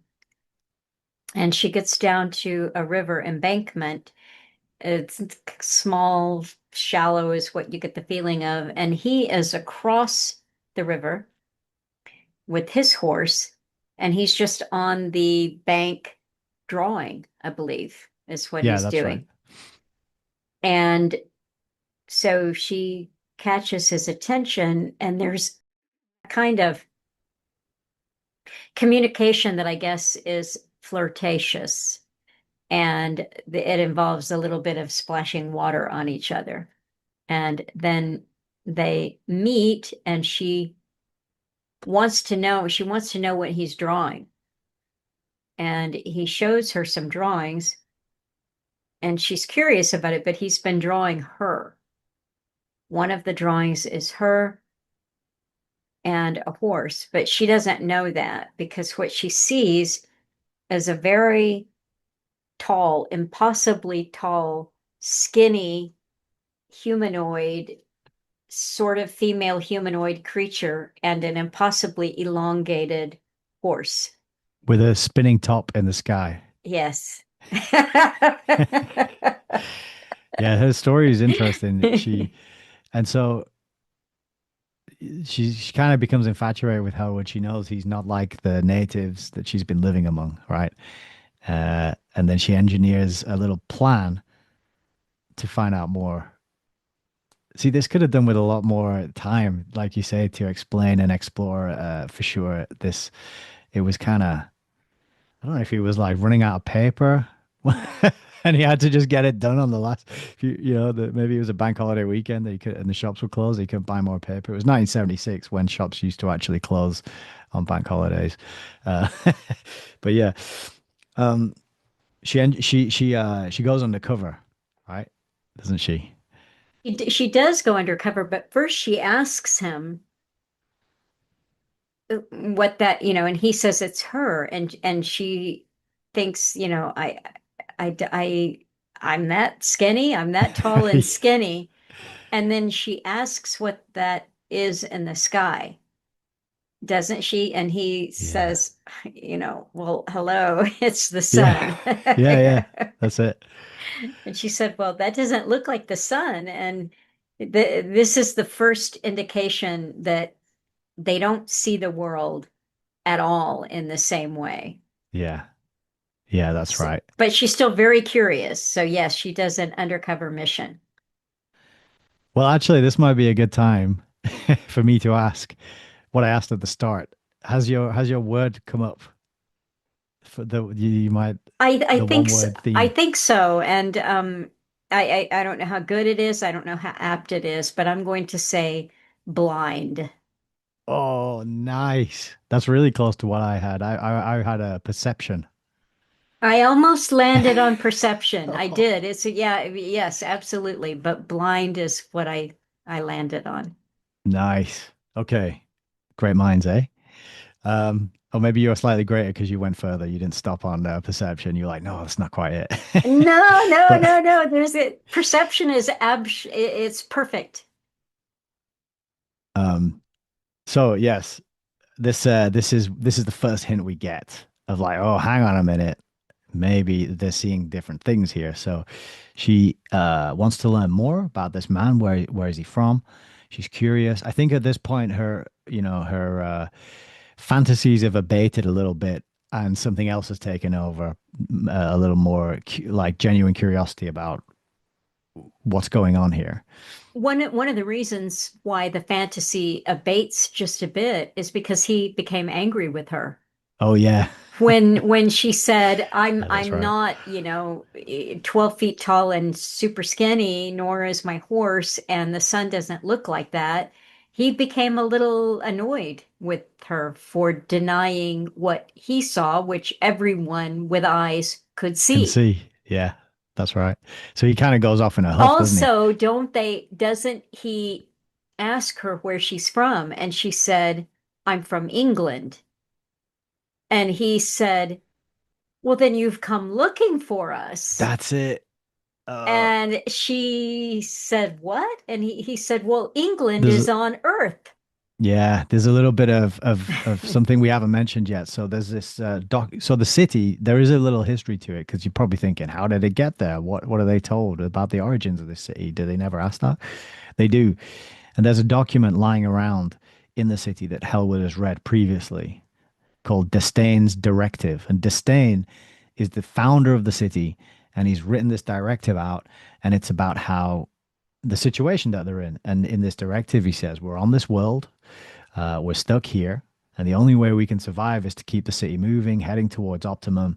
Hopefully, one day, people from Earth will come and rescue us. So this is the history that Hellwood believes. So when she says I'm from England, all these history books are about England, all these history lessons are about, sorry, about Earth, planet. He's like, it's the rescue party. Woohoo! Party time. We're gonna get rescued. Yeah. So something what they can agree on, what Elizabeth and Howard can agree on, is that something happened called the crash. Yes. And so Disdain and the people who live in Earth City, they see the after effect of the crash very differently. And so he does not understand how Elizabeth, could possibly maintain that it didn't happen, that the disconnect that they're having, because that's all it is It's right too now, big. is a disconnect. It's just huge. And so he goes off in a huff. He goes off in a huff, and she has figured out that these conversations she's been hearing, and this links back to the prelude. She overhears people talking, and this is the Barter Guild working out, how many women they're going to get and take to the city. And so she goes undercover as one of these women. She like takes a clothes, she switches clothes. And this is when we learn about how they're treated through her experience, the testing, clean, the checking them for a whole variety of whatever lice and looking in their mouths and all this kind of thing, checking them for STDs, giving them a little room, letting them go to the bar, and and eventually she bumps into Hellwood in the bar, and then they have another kind of exchange there. And this is where he says, and she says to him, this is how you see the sun," and talking about the picture. And this is one of the lines that I thought was very important. He says, "That's not how I see the sun. That's how it is." Right? So perception. She says, "Can't you see that it's a question of what we ourselves perceive? Your perceptions inform you incorrectly. I don't know why, but Disdain's perception was wrong too." So she's found a copy of this directive, and she's trying to, uh, essentially, she's trying to persuade him out of what he can see, what he knows to be true, because he's seen it and he's experienced it, and this is really like the crux of a lot of the tension and main theme of the book. I think is like, I know it's that way. You see this all the time in like the flat Earth uh, yeah movement and the globe movement, and they're back and forth. Like, I can see it. You can see it with your own eyes. It's obvious, but they both say the same thing on both sides, right? Trying to persuade someone out of what they've seen. Um, it can be impossible. It's a fool's errand. It's like, how can you ever do that? And then on the other side, like, you do have to take stock of what you see and experience firsthand and directly, and take that into account. And because we're so often trained to ignore what we can see, like the ridiculous potholes in one of the richest countries in the world, and you can't drive down the street without destroying the suspension on your car. So, oh, you're muted before you get too far into that thought. Yeah, okay. Well, I was going to say that the best that we can do before we fall into the pothole of our own perception is to admit that our perception is only our perception. So it's very, very important, but it isn't all of reality. It's just Mhm. what we can see. And so there's a lot of ways in which you can take the blinders off. There's a lot of ways in which you can change perception.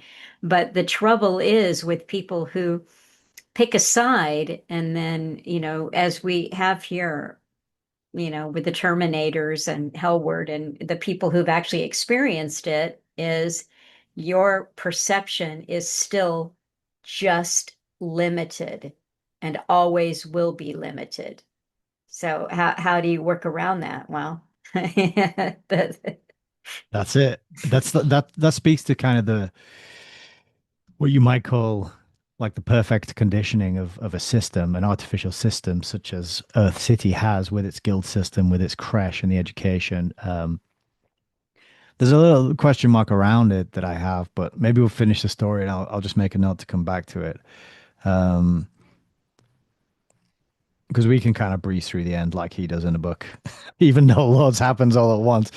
Uh, she goes in the cover. She discovers the city. Oh, let me read this section. I got to read this bit though. But this is Elizabeth's perception of the city when she finally sees it. This bit gave me a bit of a laugh, to be honest. Uh, okay, so she had heard the men refer to it as a city, and Hellwood too. But to her eyes, it was not much more than a large and misshapen office block. It did not look too safe, constructed mainly of timber. It had the ugliness of functionalism, and yet there was a simplicity to its design which was not altogether unattractive. She was reminded of pictures she had seen of pre-crash buildings, and although most of those had been steel and reinforced concrete, they shared the squareness, the plainness, the lack of exterior decoration. Those old buildings had been tall, though, and this strange structure was nowhere more than 7 stories high. The timber showed varying stages of weathering. Most of what she could see had been well bleached by the elements, but there were newer parts visible. So just this office block on wheels just gave me a chuckle after we've been like in the mind and following the story of Hellwood, who is like, this is the universe, this is the city where we're on a mission, we're gonna be rescued, and all the mythology that he's been indoctrinated with about where he is and how important it is. And she's like, it's just a grubby office block on wheels, basically. Um, so she makes it into the city. And then she notices things on the inside of it as well. Like she notices IBM on the back of the paper that they use to write things on. The corporation, and also on some of the there's a it's like a cupboard, and the box has the side of the box has IBM printed on it. And I got this image of just like a cobbled together from an old office block, like things they found lying around, and just like, okay, that's a cupboard now, like a filing cabinet or something. Um, And, and then she and got go ahead. doesn't she tell us too that IBM products, there's nothing from IBM since pre-crash, so there's like a couple of Yes. 100 years. IBM is it's ancient history, something that you'd see in a museum or Yeah. And this kind of brings us to like the sort of the final big reveal about what has happened and what's gone on. So just to fill in a little bit, the Terminators continue gathering momentum. The Victoria rises up in their ranks and becomes a leader. The Her father. Uh, oh no, we've missed a big bit, haven't we? Oh dear, skipped we over a big the bit of that. bridge. Well, Yeah, that's it. her father's a bridge builder. He's a that's his guild. And they've been trying. Now, remember, we've seen them build a few bridges.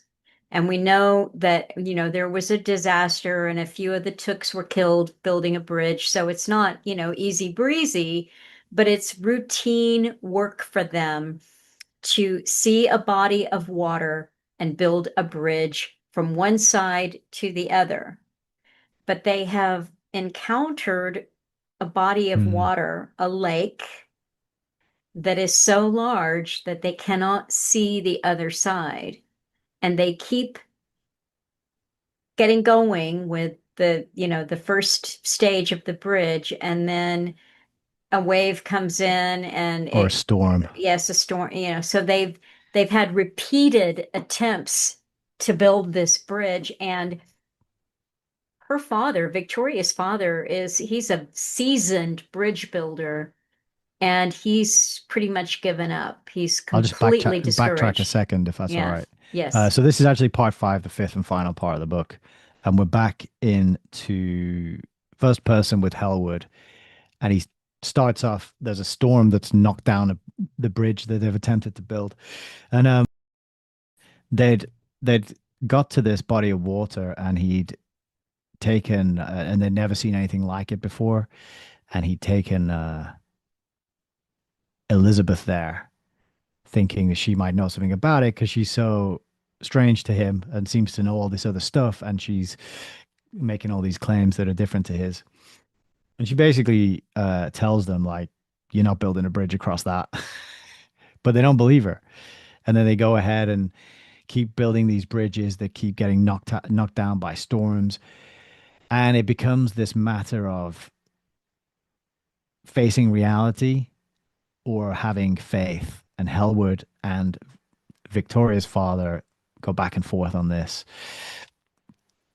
Victoria's father, the bridge builder, the highest guildsman in the bridge guild, is being invited to be a navigator, as is Hellwood.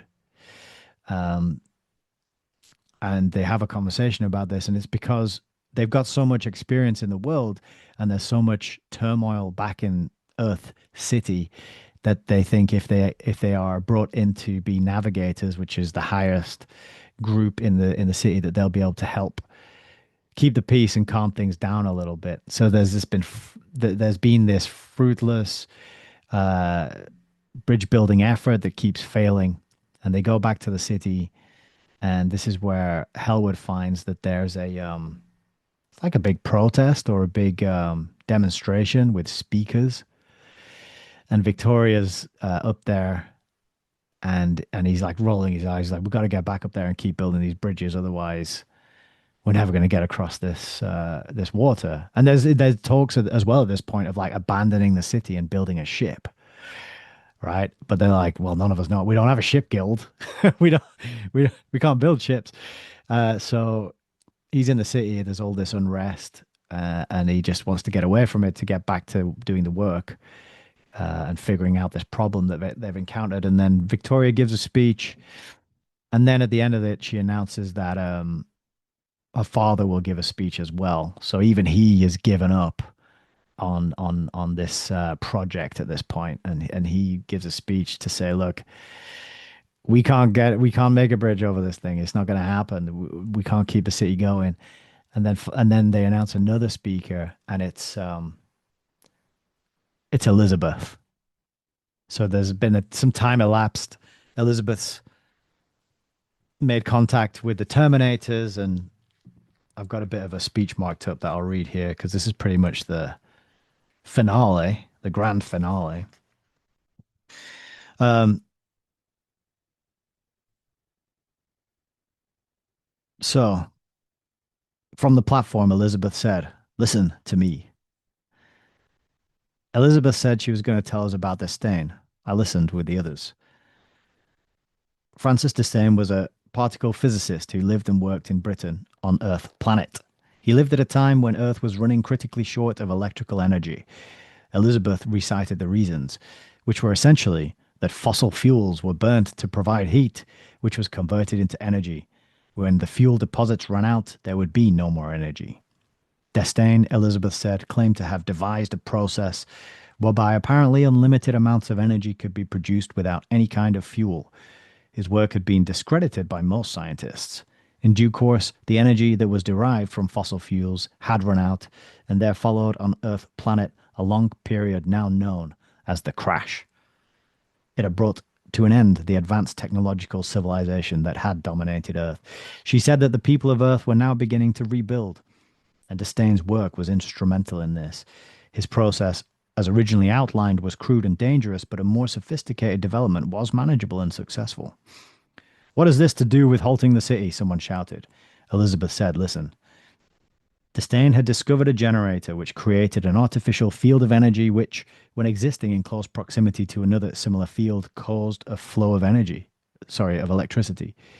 His discreditors based their criticisms on the fact that this had no practical use as the two generators consumed more electricity than they produced.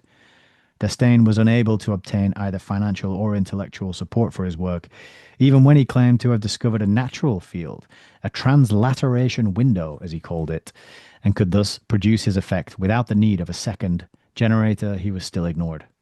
He claimed that this natural window of energy was moving slowly across the surface of the Earth, following a line which Elizabeth described as the Great Circle, which gives us our optimum. Destain eventually managed to raise money from private sponsors, had a mobile research station built, and with a large team of assistants set off for Guangdong province of southern China, where he claimed the natural transliteration window existed. Elizabeth said Disdain was never heard from again. Elizabeth said that we were on planet Earth, that we had never left Earth. She said that the world on which we existed was Earth planet, that our perception of it was distorted by the transliteration generator, which, self powering as long as it was running, continued to produce the field about us. So, this generator is, they've been told that it's a nuclear reactor that gives power to the city, but actually, it's Disdain's transliteration window chasing generator. Um, She said that Disdain had ignored the side effects that other scientists had warned him of, that it could permanently affect perception, that it could have genetic and hereditary effects. She said that the transliteration window still existed on Earth, that many others had been found. She said that the windows Disdain had discovered in China, the window discovered in China was the one our own generator was still tapping. That following the Great Circle, it had traveled through Asia and through Europe, that we were now at the edge of Europe, and that before us lay an ocean several thousand miles wide. She said, and the people listened. Dun, dun, dun. So So we've been on Earth the you whole time. realize that they have wheeled, for 200 years, they've been wheeling their city, and that they've now gone up Portugal, Yeah. and they've run out of places to go. They're at the tip of Portugal, so they're going to have to cross an ocean. And what's interesting about the transliteration and the generator is that the perception or the blindness to the way the world is really shaped in reality, it doesn't affect the inhabitants who stay inside the city the way that it affects the people who leave the city and get away from the generator. Then their perception is really messed with. Because otherwise, you couldn't, if it didn't work that way, then you wouldn't be able to have anybody called, the Terminators, because Mm. they would have the same, perception and blindness that the people who ventured out, the apprentices and the guildsmen had, wouldn't they? Well, exactly. This is the question that I had to bring up at the end as well. Is like it affects some people and not others. I think this is where it's kind of a little weak because it's unclear. Because Elizabeth goes in and out and still sees the circular sun. So presumably the local girls, go in and out, and they're not affected by the.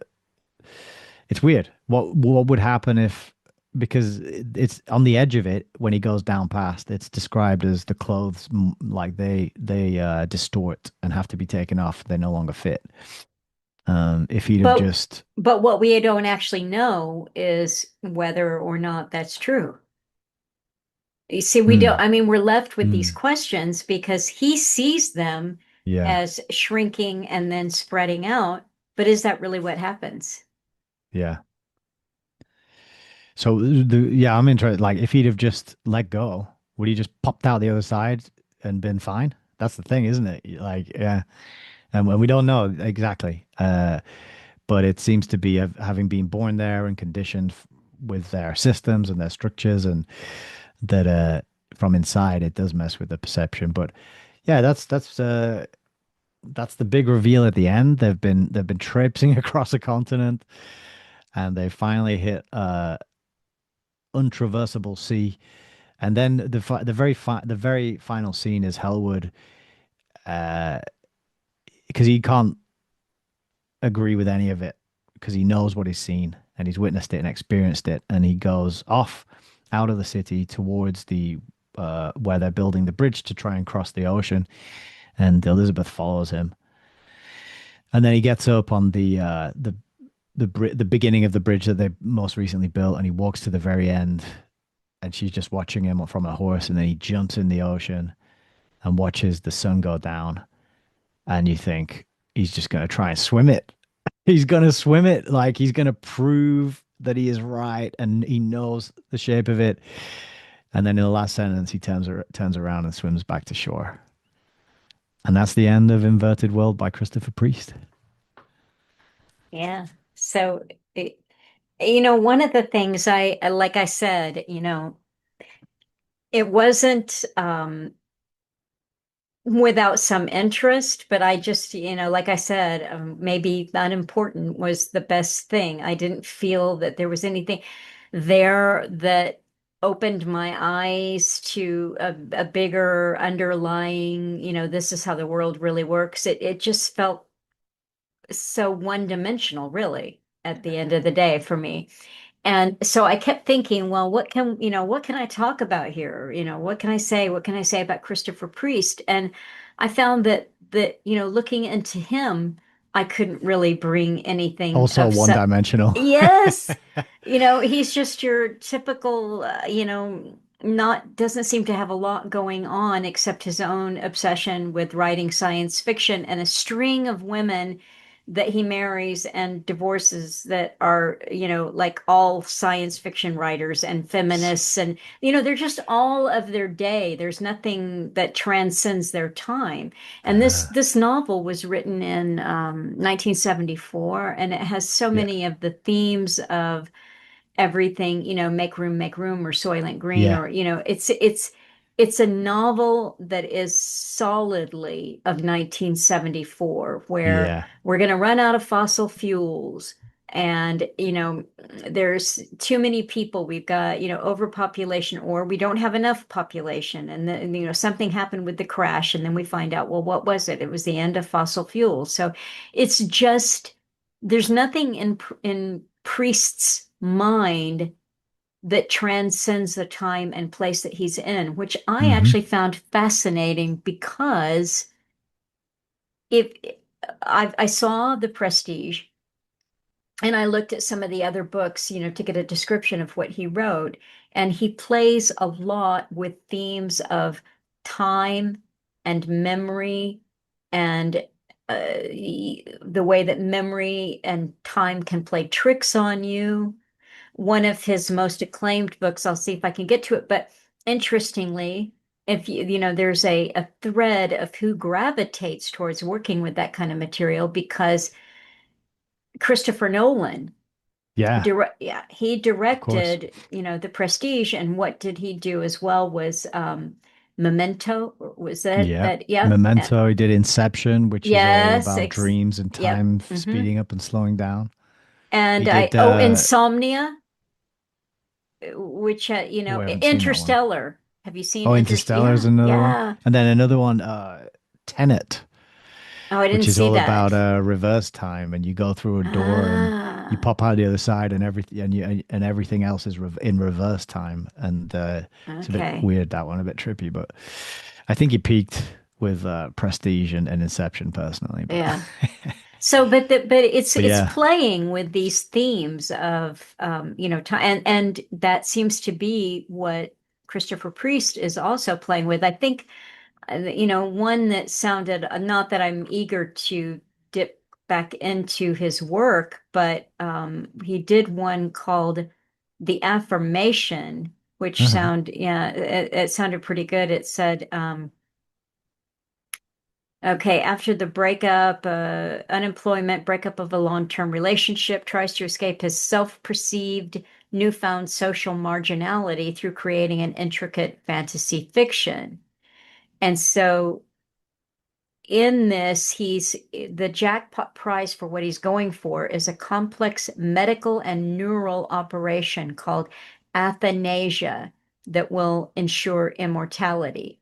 And so he's bringing on both auditory and visual hallucinations that again play with time and perception and reality. So these are themes that recur for him. But in this particular novel, and maybe it was because it was overambitious or something, but I just felt like he missed the mark, and he was just stolidly grounded in the time of 1974, where everybody was worried about fossil fuels and fuel shortages and feminism and whatever. Yeah, it's all in there, isn't it? That's a Yeah, great point.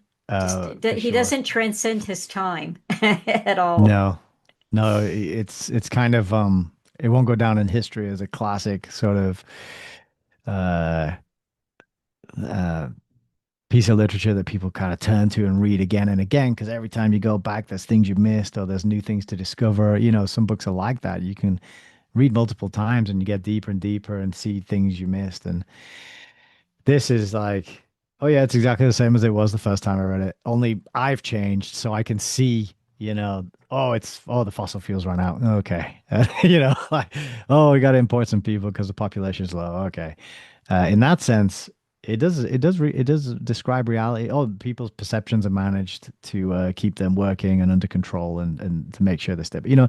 So there's definitely truth in there. There's definitely accurate accounts of aspects of the system we're born into that I think make it useful. And I do enjoy it. And I still like trying to conjure up the distortions that he describes and what that's like. And I just still really think Hellwood Man is a great name for a protagonist. But Well, there's not, for you my can't. my sort of, I guess you could just say lack of enthusiasm, like I said, it was a very quick read and, I stayed on it. So it wasn't horrible at all. It's like the other thing in looking at Christopher Priest is of interest is that for some years, I think about 14 or so, he was the vice president or the president or whatever of the H.G. Wells Society. Was he? Uh-huh. Aha, interesting. Yeah. And I found that to be interesting. So I looked into it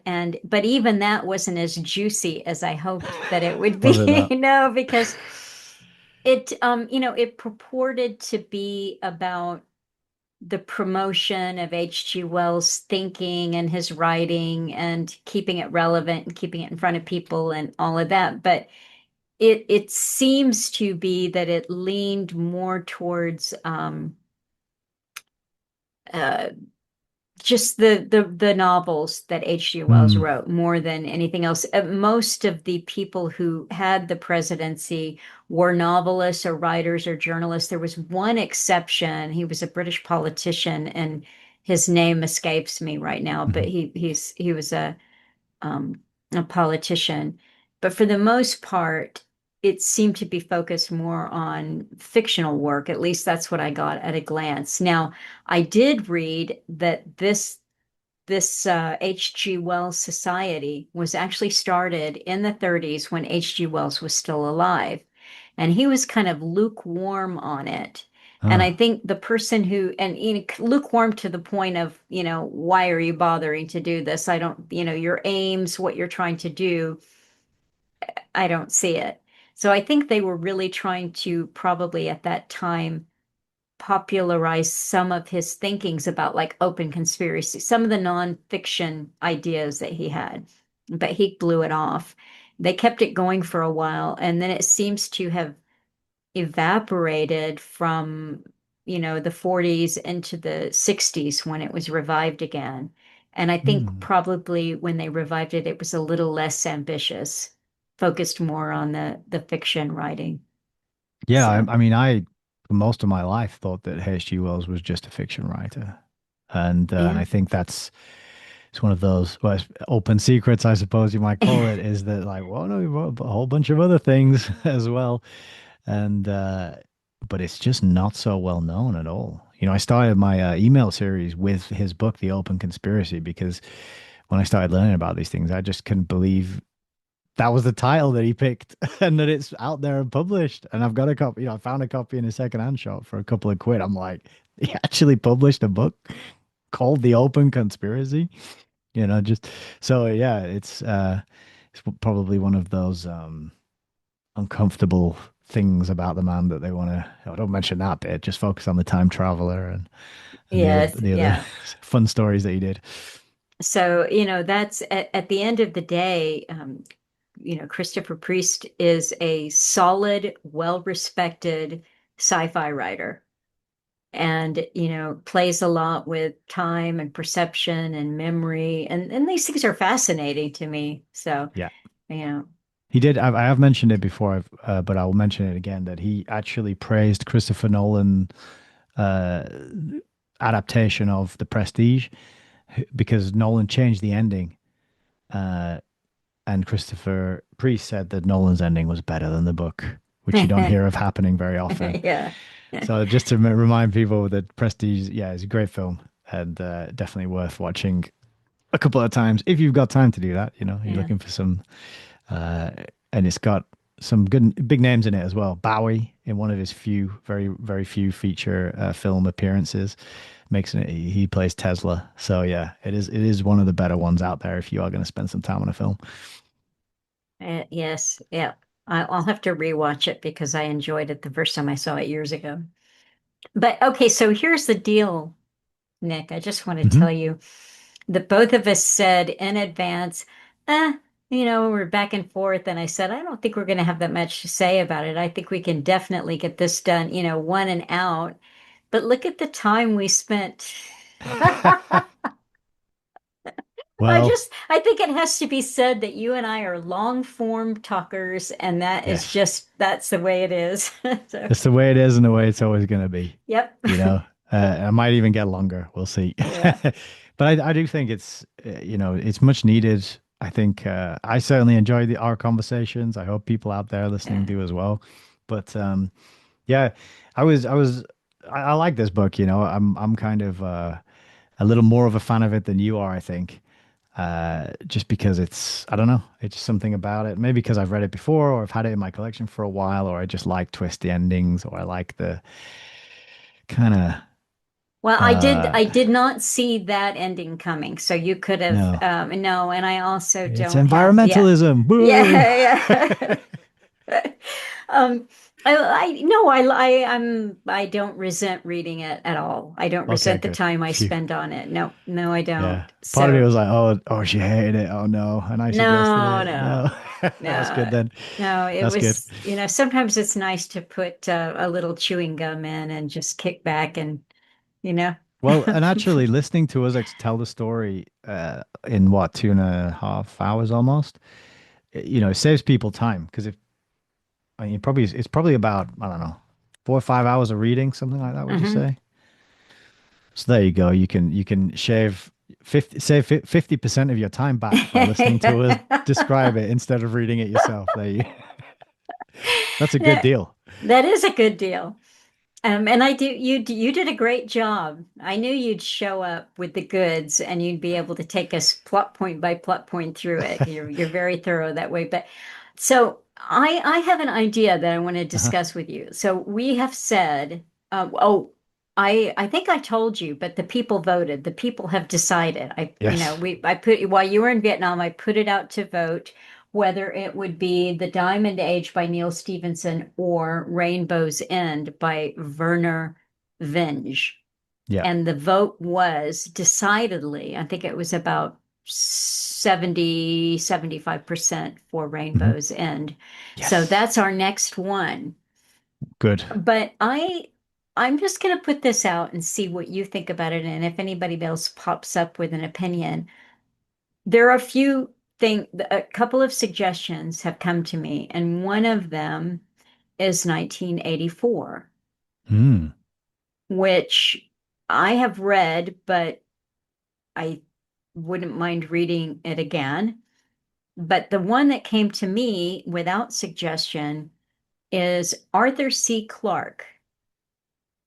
Now, I notice on the bookshelves that the only book that I ever read with Alan together was called Childhood's End, which was Clark. Ps- oh, okay.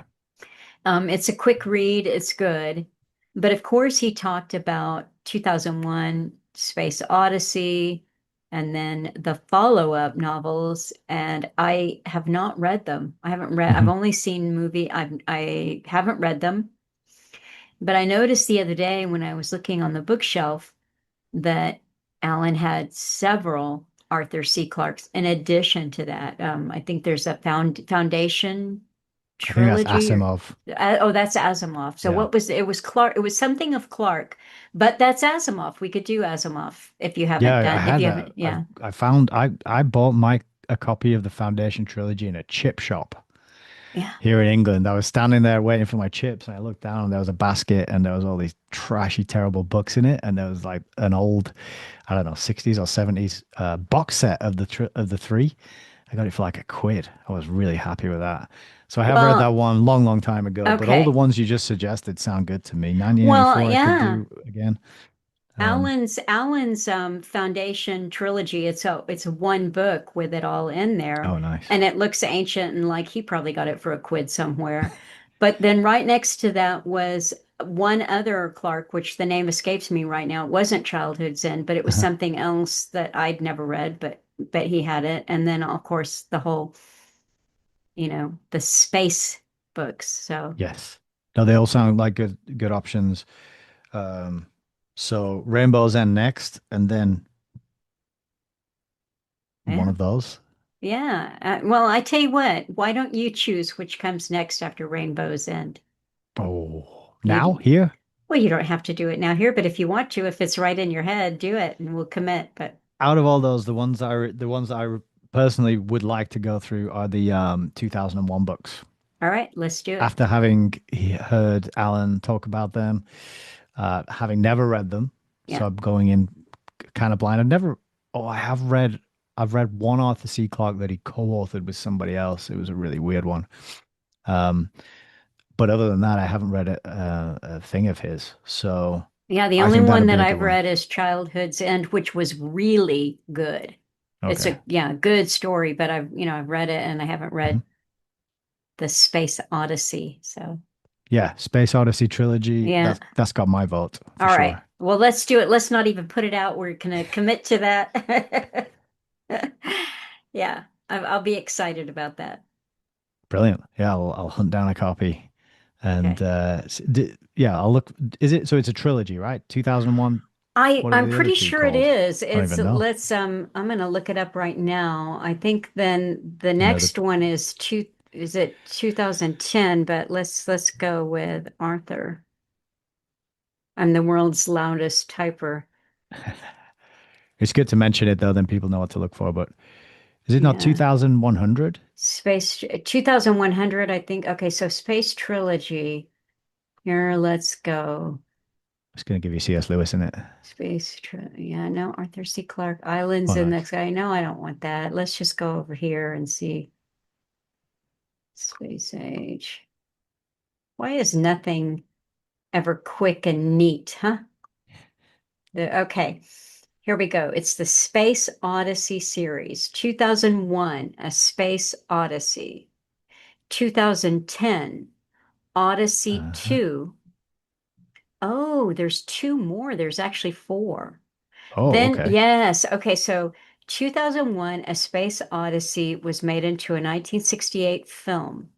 In 1982, Clark wrote a sequel to 2001 titled 2010 Odyssey 2. That was made into a film in 1984. I have not seen that film as far as I know. I don't think I have. Okay, then he wrote two further sequels which have not been adapted into motion pictures 2061 Odyssey 3 and 3001 The Final Odyssey. And that was published. Okay, so Odyssey 3 was published in 1987 and 3001 The Final Odyssey was 1997. Okay. So 2061 Odyssey 3 involves a visit to Halley's Comet on its next plunge through inner solar system and a spaceship crash on the Jovian moon Europa. And oh, listen to this, the whereabouts of astronaut Dave Bowman, the Star Child, the artificial intelligence HAL 9000, all of this are revealed there in that one. Okay. Yeah. I don't know what 2010 is about. But yeah, this is okay. So now we are investigating the mysterious monolith. So that's 2010. I'm excited about that. Yes, I think there'll be a lot to pick apart and look That's that for. that's four. We don't have to do anything for the rest of the year. That's Yes, us. sorted, settled. Yeah. All right, good. So, if you want to read along, we haven't set a time for it, but Rainbow's End is next. Yes, I haven't got my copy yet, so I will get on that, Okay. fix that, and dive in. All Um, right, great. I've heard good things. I've seen it mentioned. I was looking up books which predicted the future earlier, and I found a list on Goodreads. I think there was 25 books on there, Uh-huh. um, and Rainbow's End was on there. Oh, So good. yeah, Good. so that's going to be a good one to look to read. And I'd never heard of the author before either, Werner Vinge. No, I haven't It sounds either. like a pseudonym. Did he make that up? Do you just want to get VV in there, or I don't know, but I'm looking forward to it. So it's going to be good to hit that one next. Oh, that'll be fun. Well, that's the one that Graham sent me for Christmas last year. So I'm excited. He read it and liked it enough to share, so it must be decent. And Yes, if we don't definitely. like it, we know who to blame. Yes, All right, well, this was fun. This was good. fun. Yeah. Yes, definitely. I've enjoyed it. It's always good to have a few laughs and get another book covered off, ticked off, and on the record. I think we've done what, 9, 10, something like that now. We must be in the tens now at this I point, gotta right? say, you're so much better at keeping track, you know. I tell you what, if I want to know what I've been up to, I think I'm just gonna go to you and say, Yeah, I'll let you know. Well, I know you got a hell of a lot of plates spinning, certainly with all the things you do. I was no. explaining to a friend, I was saying, oh, I'm talking to Melissa tonight. She does the reduxes and she does real history and she runs a book club. And somehow in between all of that, she finds time to sit down and read books and talk to me about them. So I don't I'm forget, very not grateful. sure. I'm not sure as well. Yeah, the Substack, it's amazing. So yeah, thanks again for another enjoyable 2.5 hours. Yeah, it's been Yeah. great. No, it has been fun. I really appreciate it. And next week I'll be speaking with Neil Foster because it will be the second Thursday of the month. So I'm looking forward to that. He's been sending me some good articles. Yeah. So, Nice. I always looked because I've pretty much given up reading articles myself now. I just wait to listen to you and Neil talk about them. well, it's a real time saver. He really does follow very thoroughly what's going on, and he always has good comments to make too. Yeah. Definitely. Oh, and Yeah. one more thing before we end. This is going up tomorrow, is it? Yes. Yeah. So happy Easter to you and to everybody Oh, listening, yes. Happy Easter. to Indeed. those who celebrate. Yes. I don't, are you doing anything? Oh, yes, you are. You're Yeah, joining the just family for family roast. time. That's it. Yeah, Yeah, that's Sunday good. roast.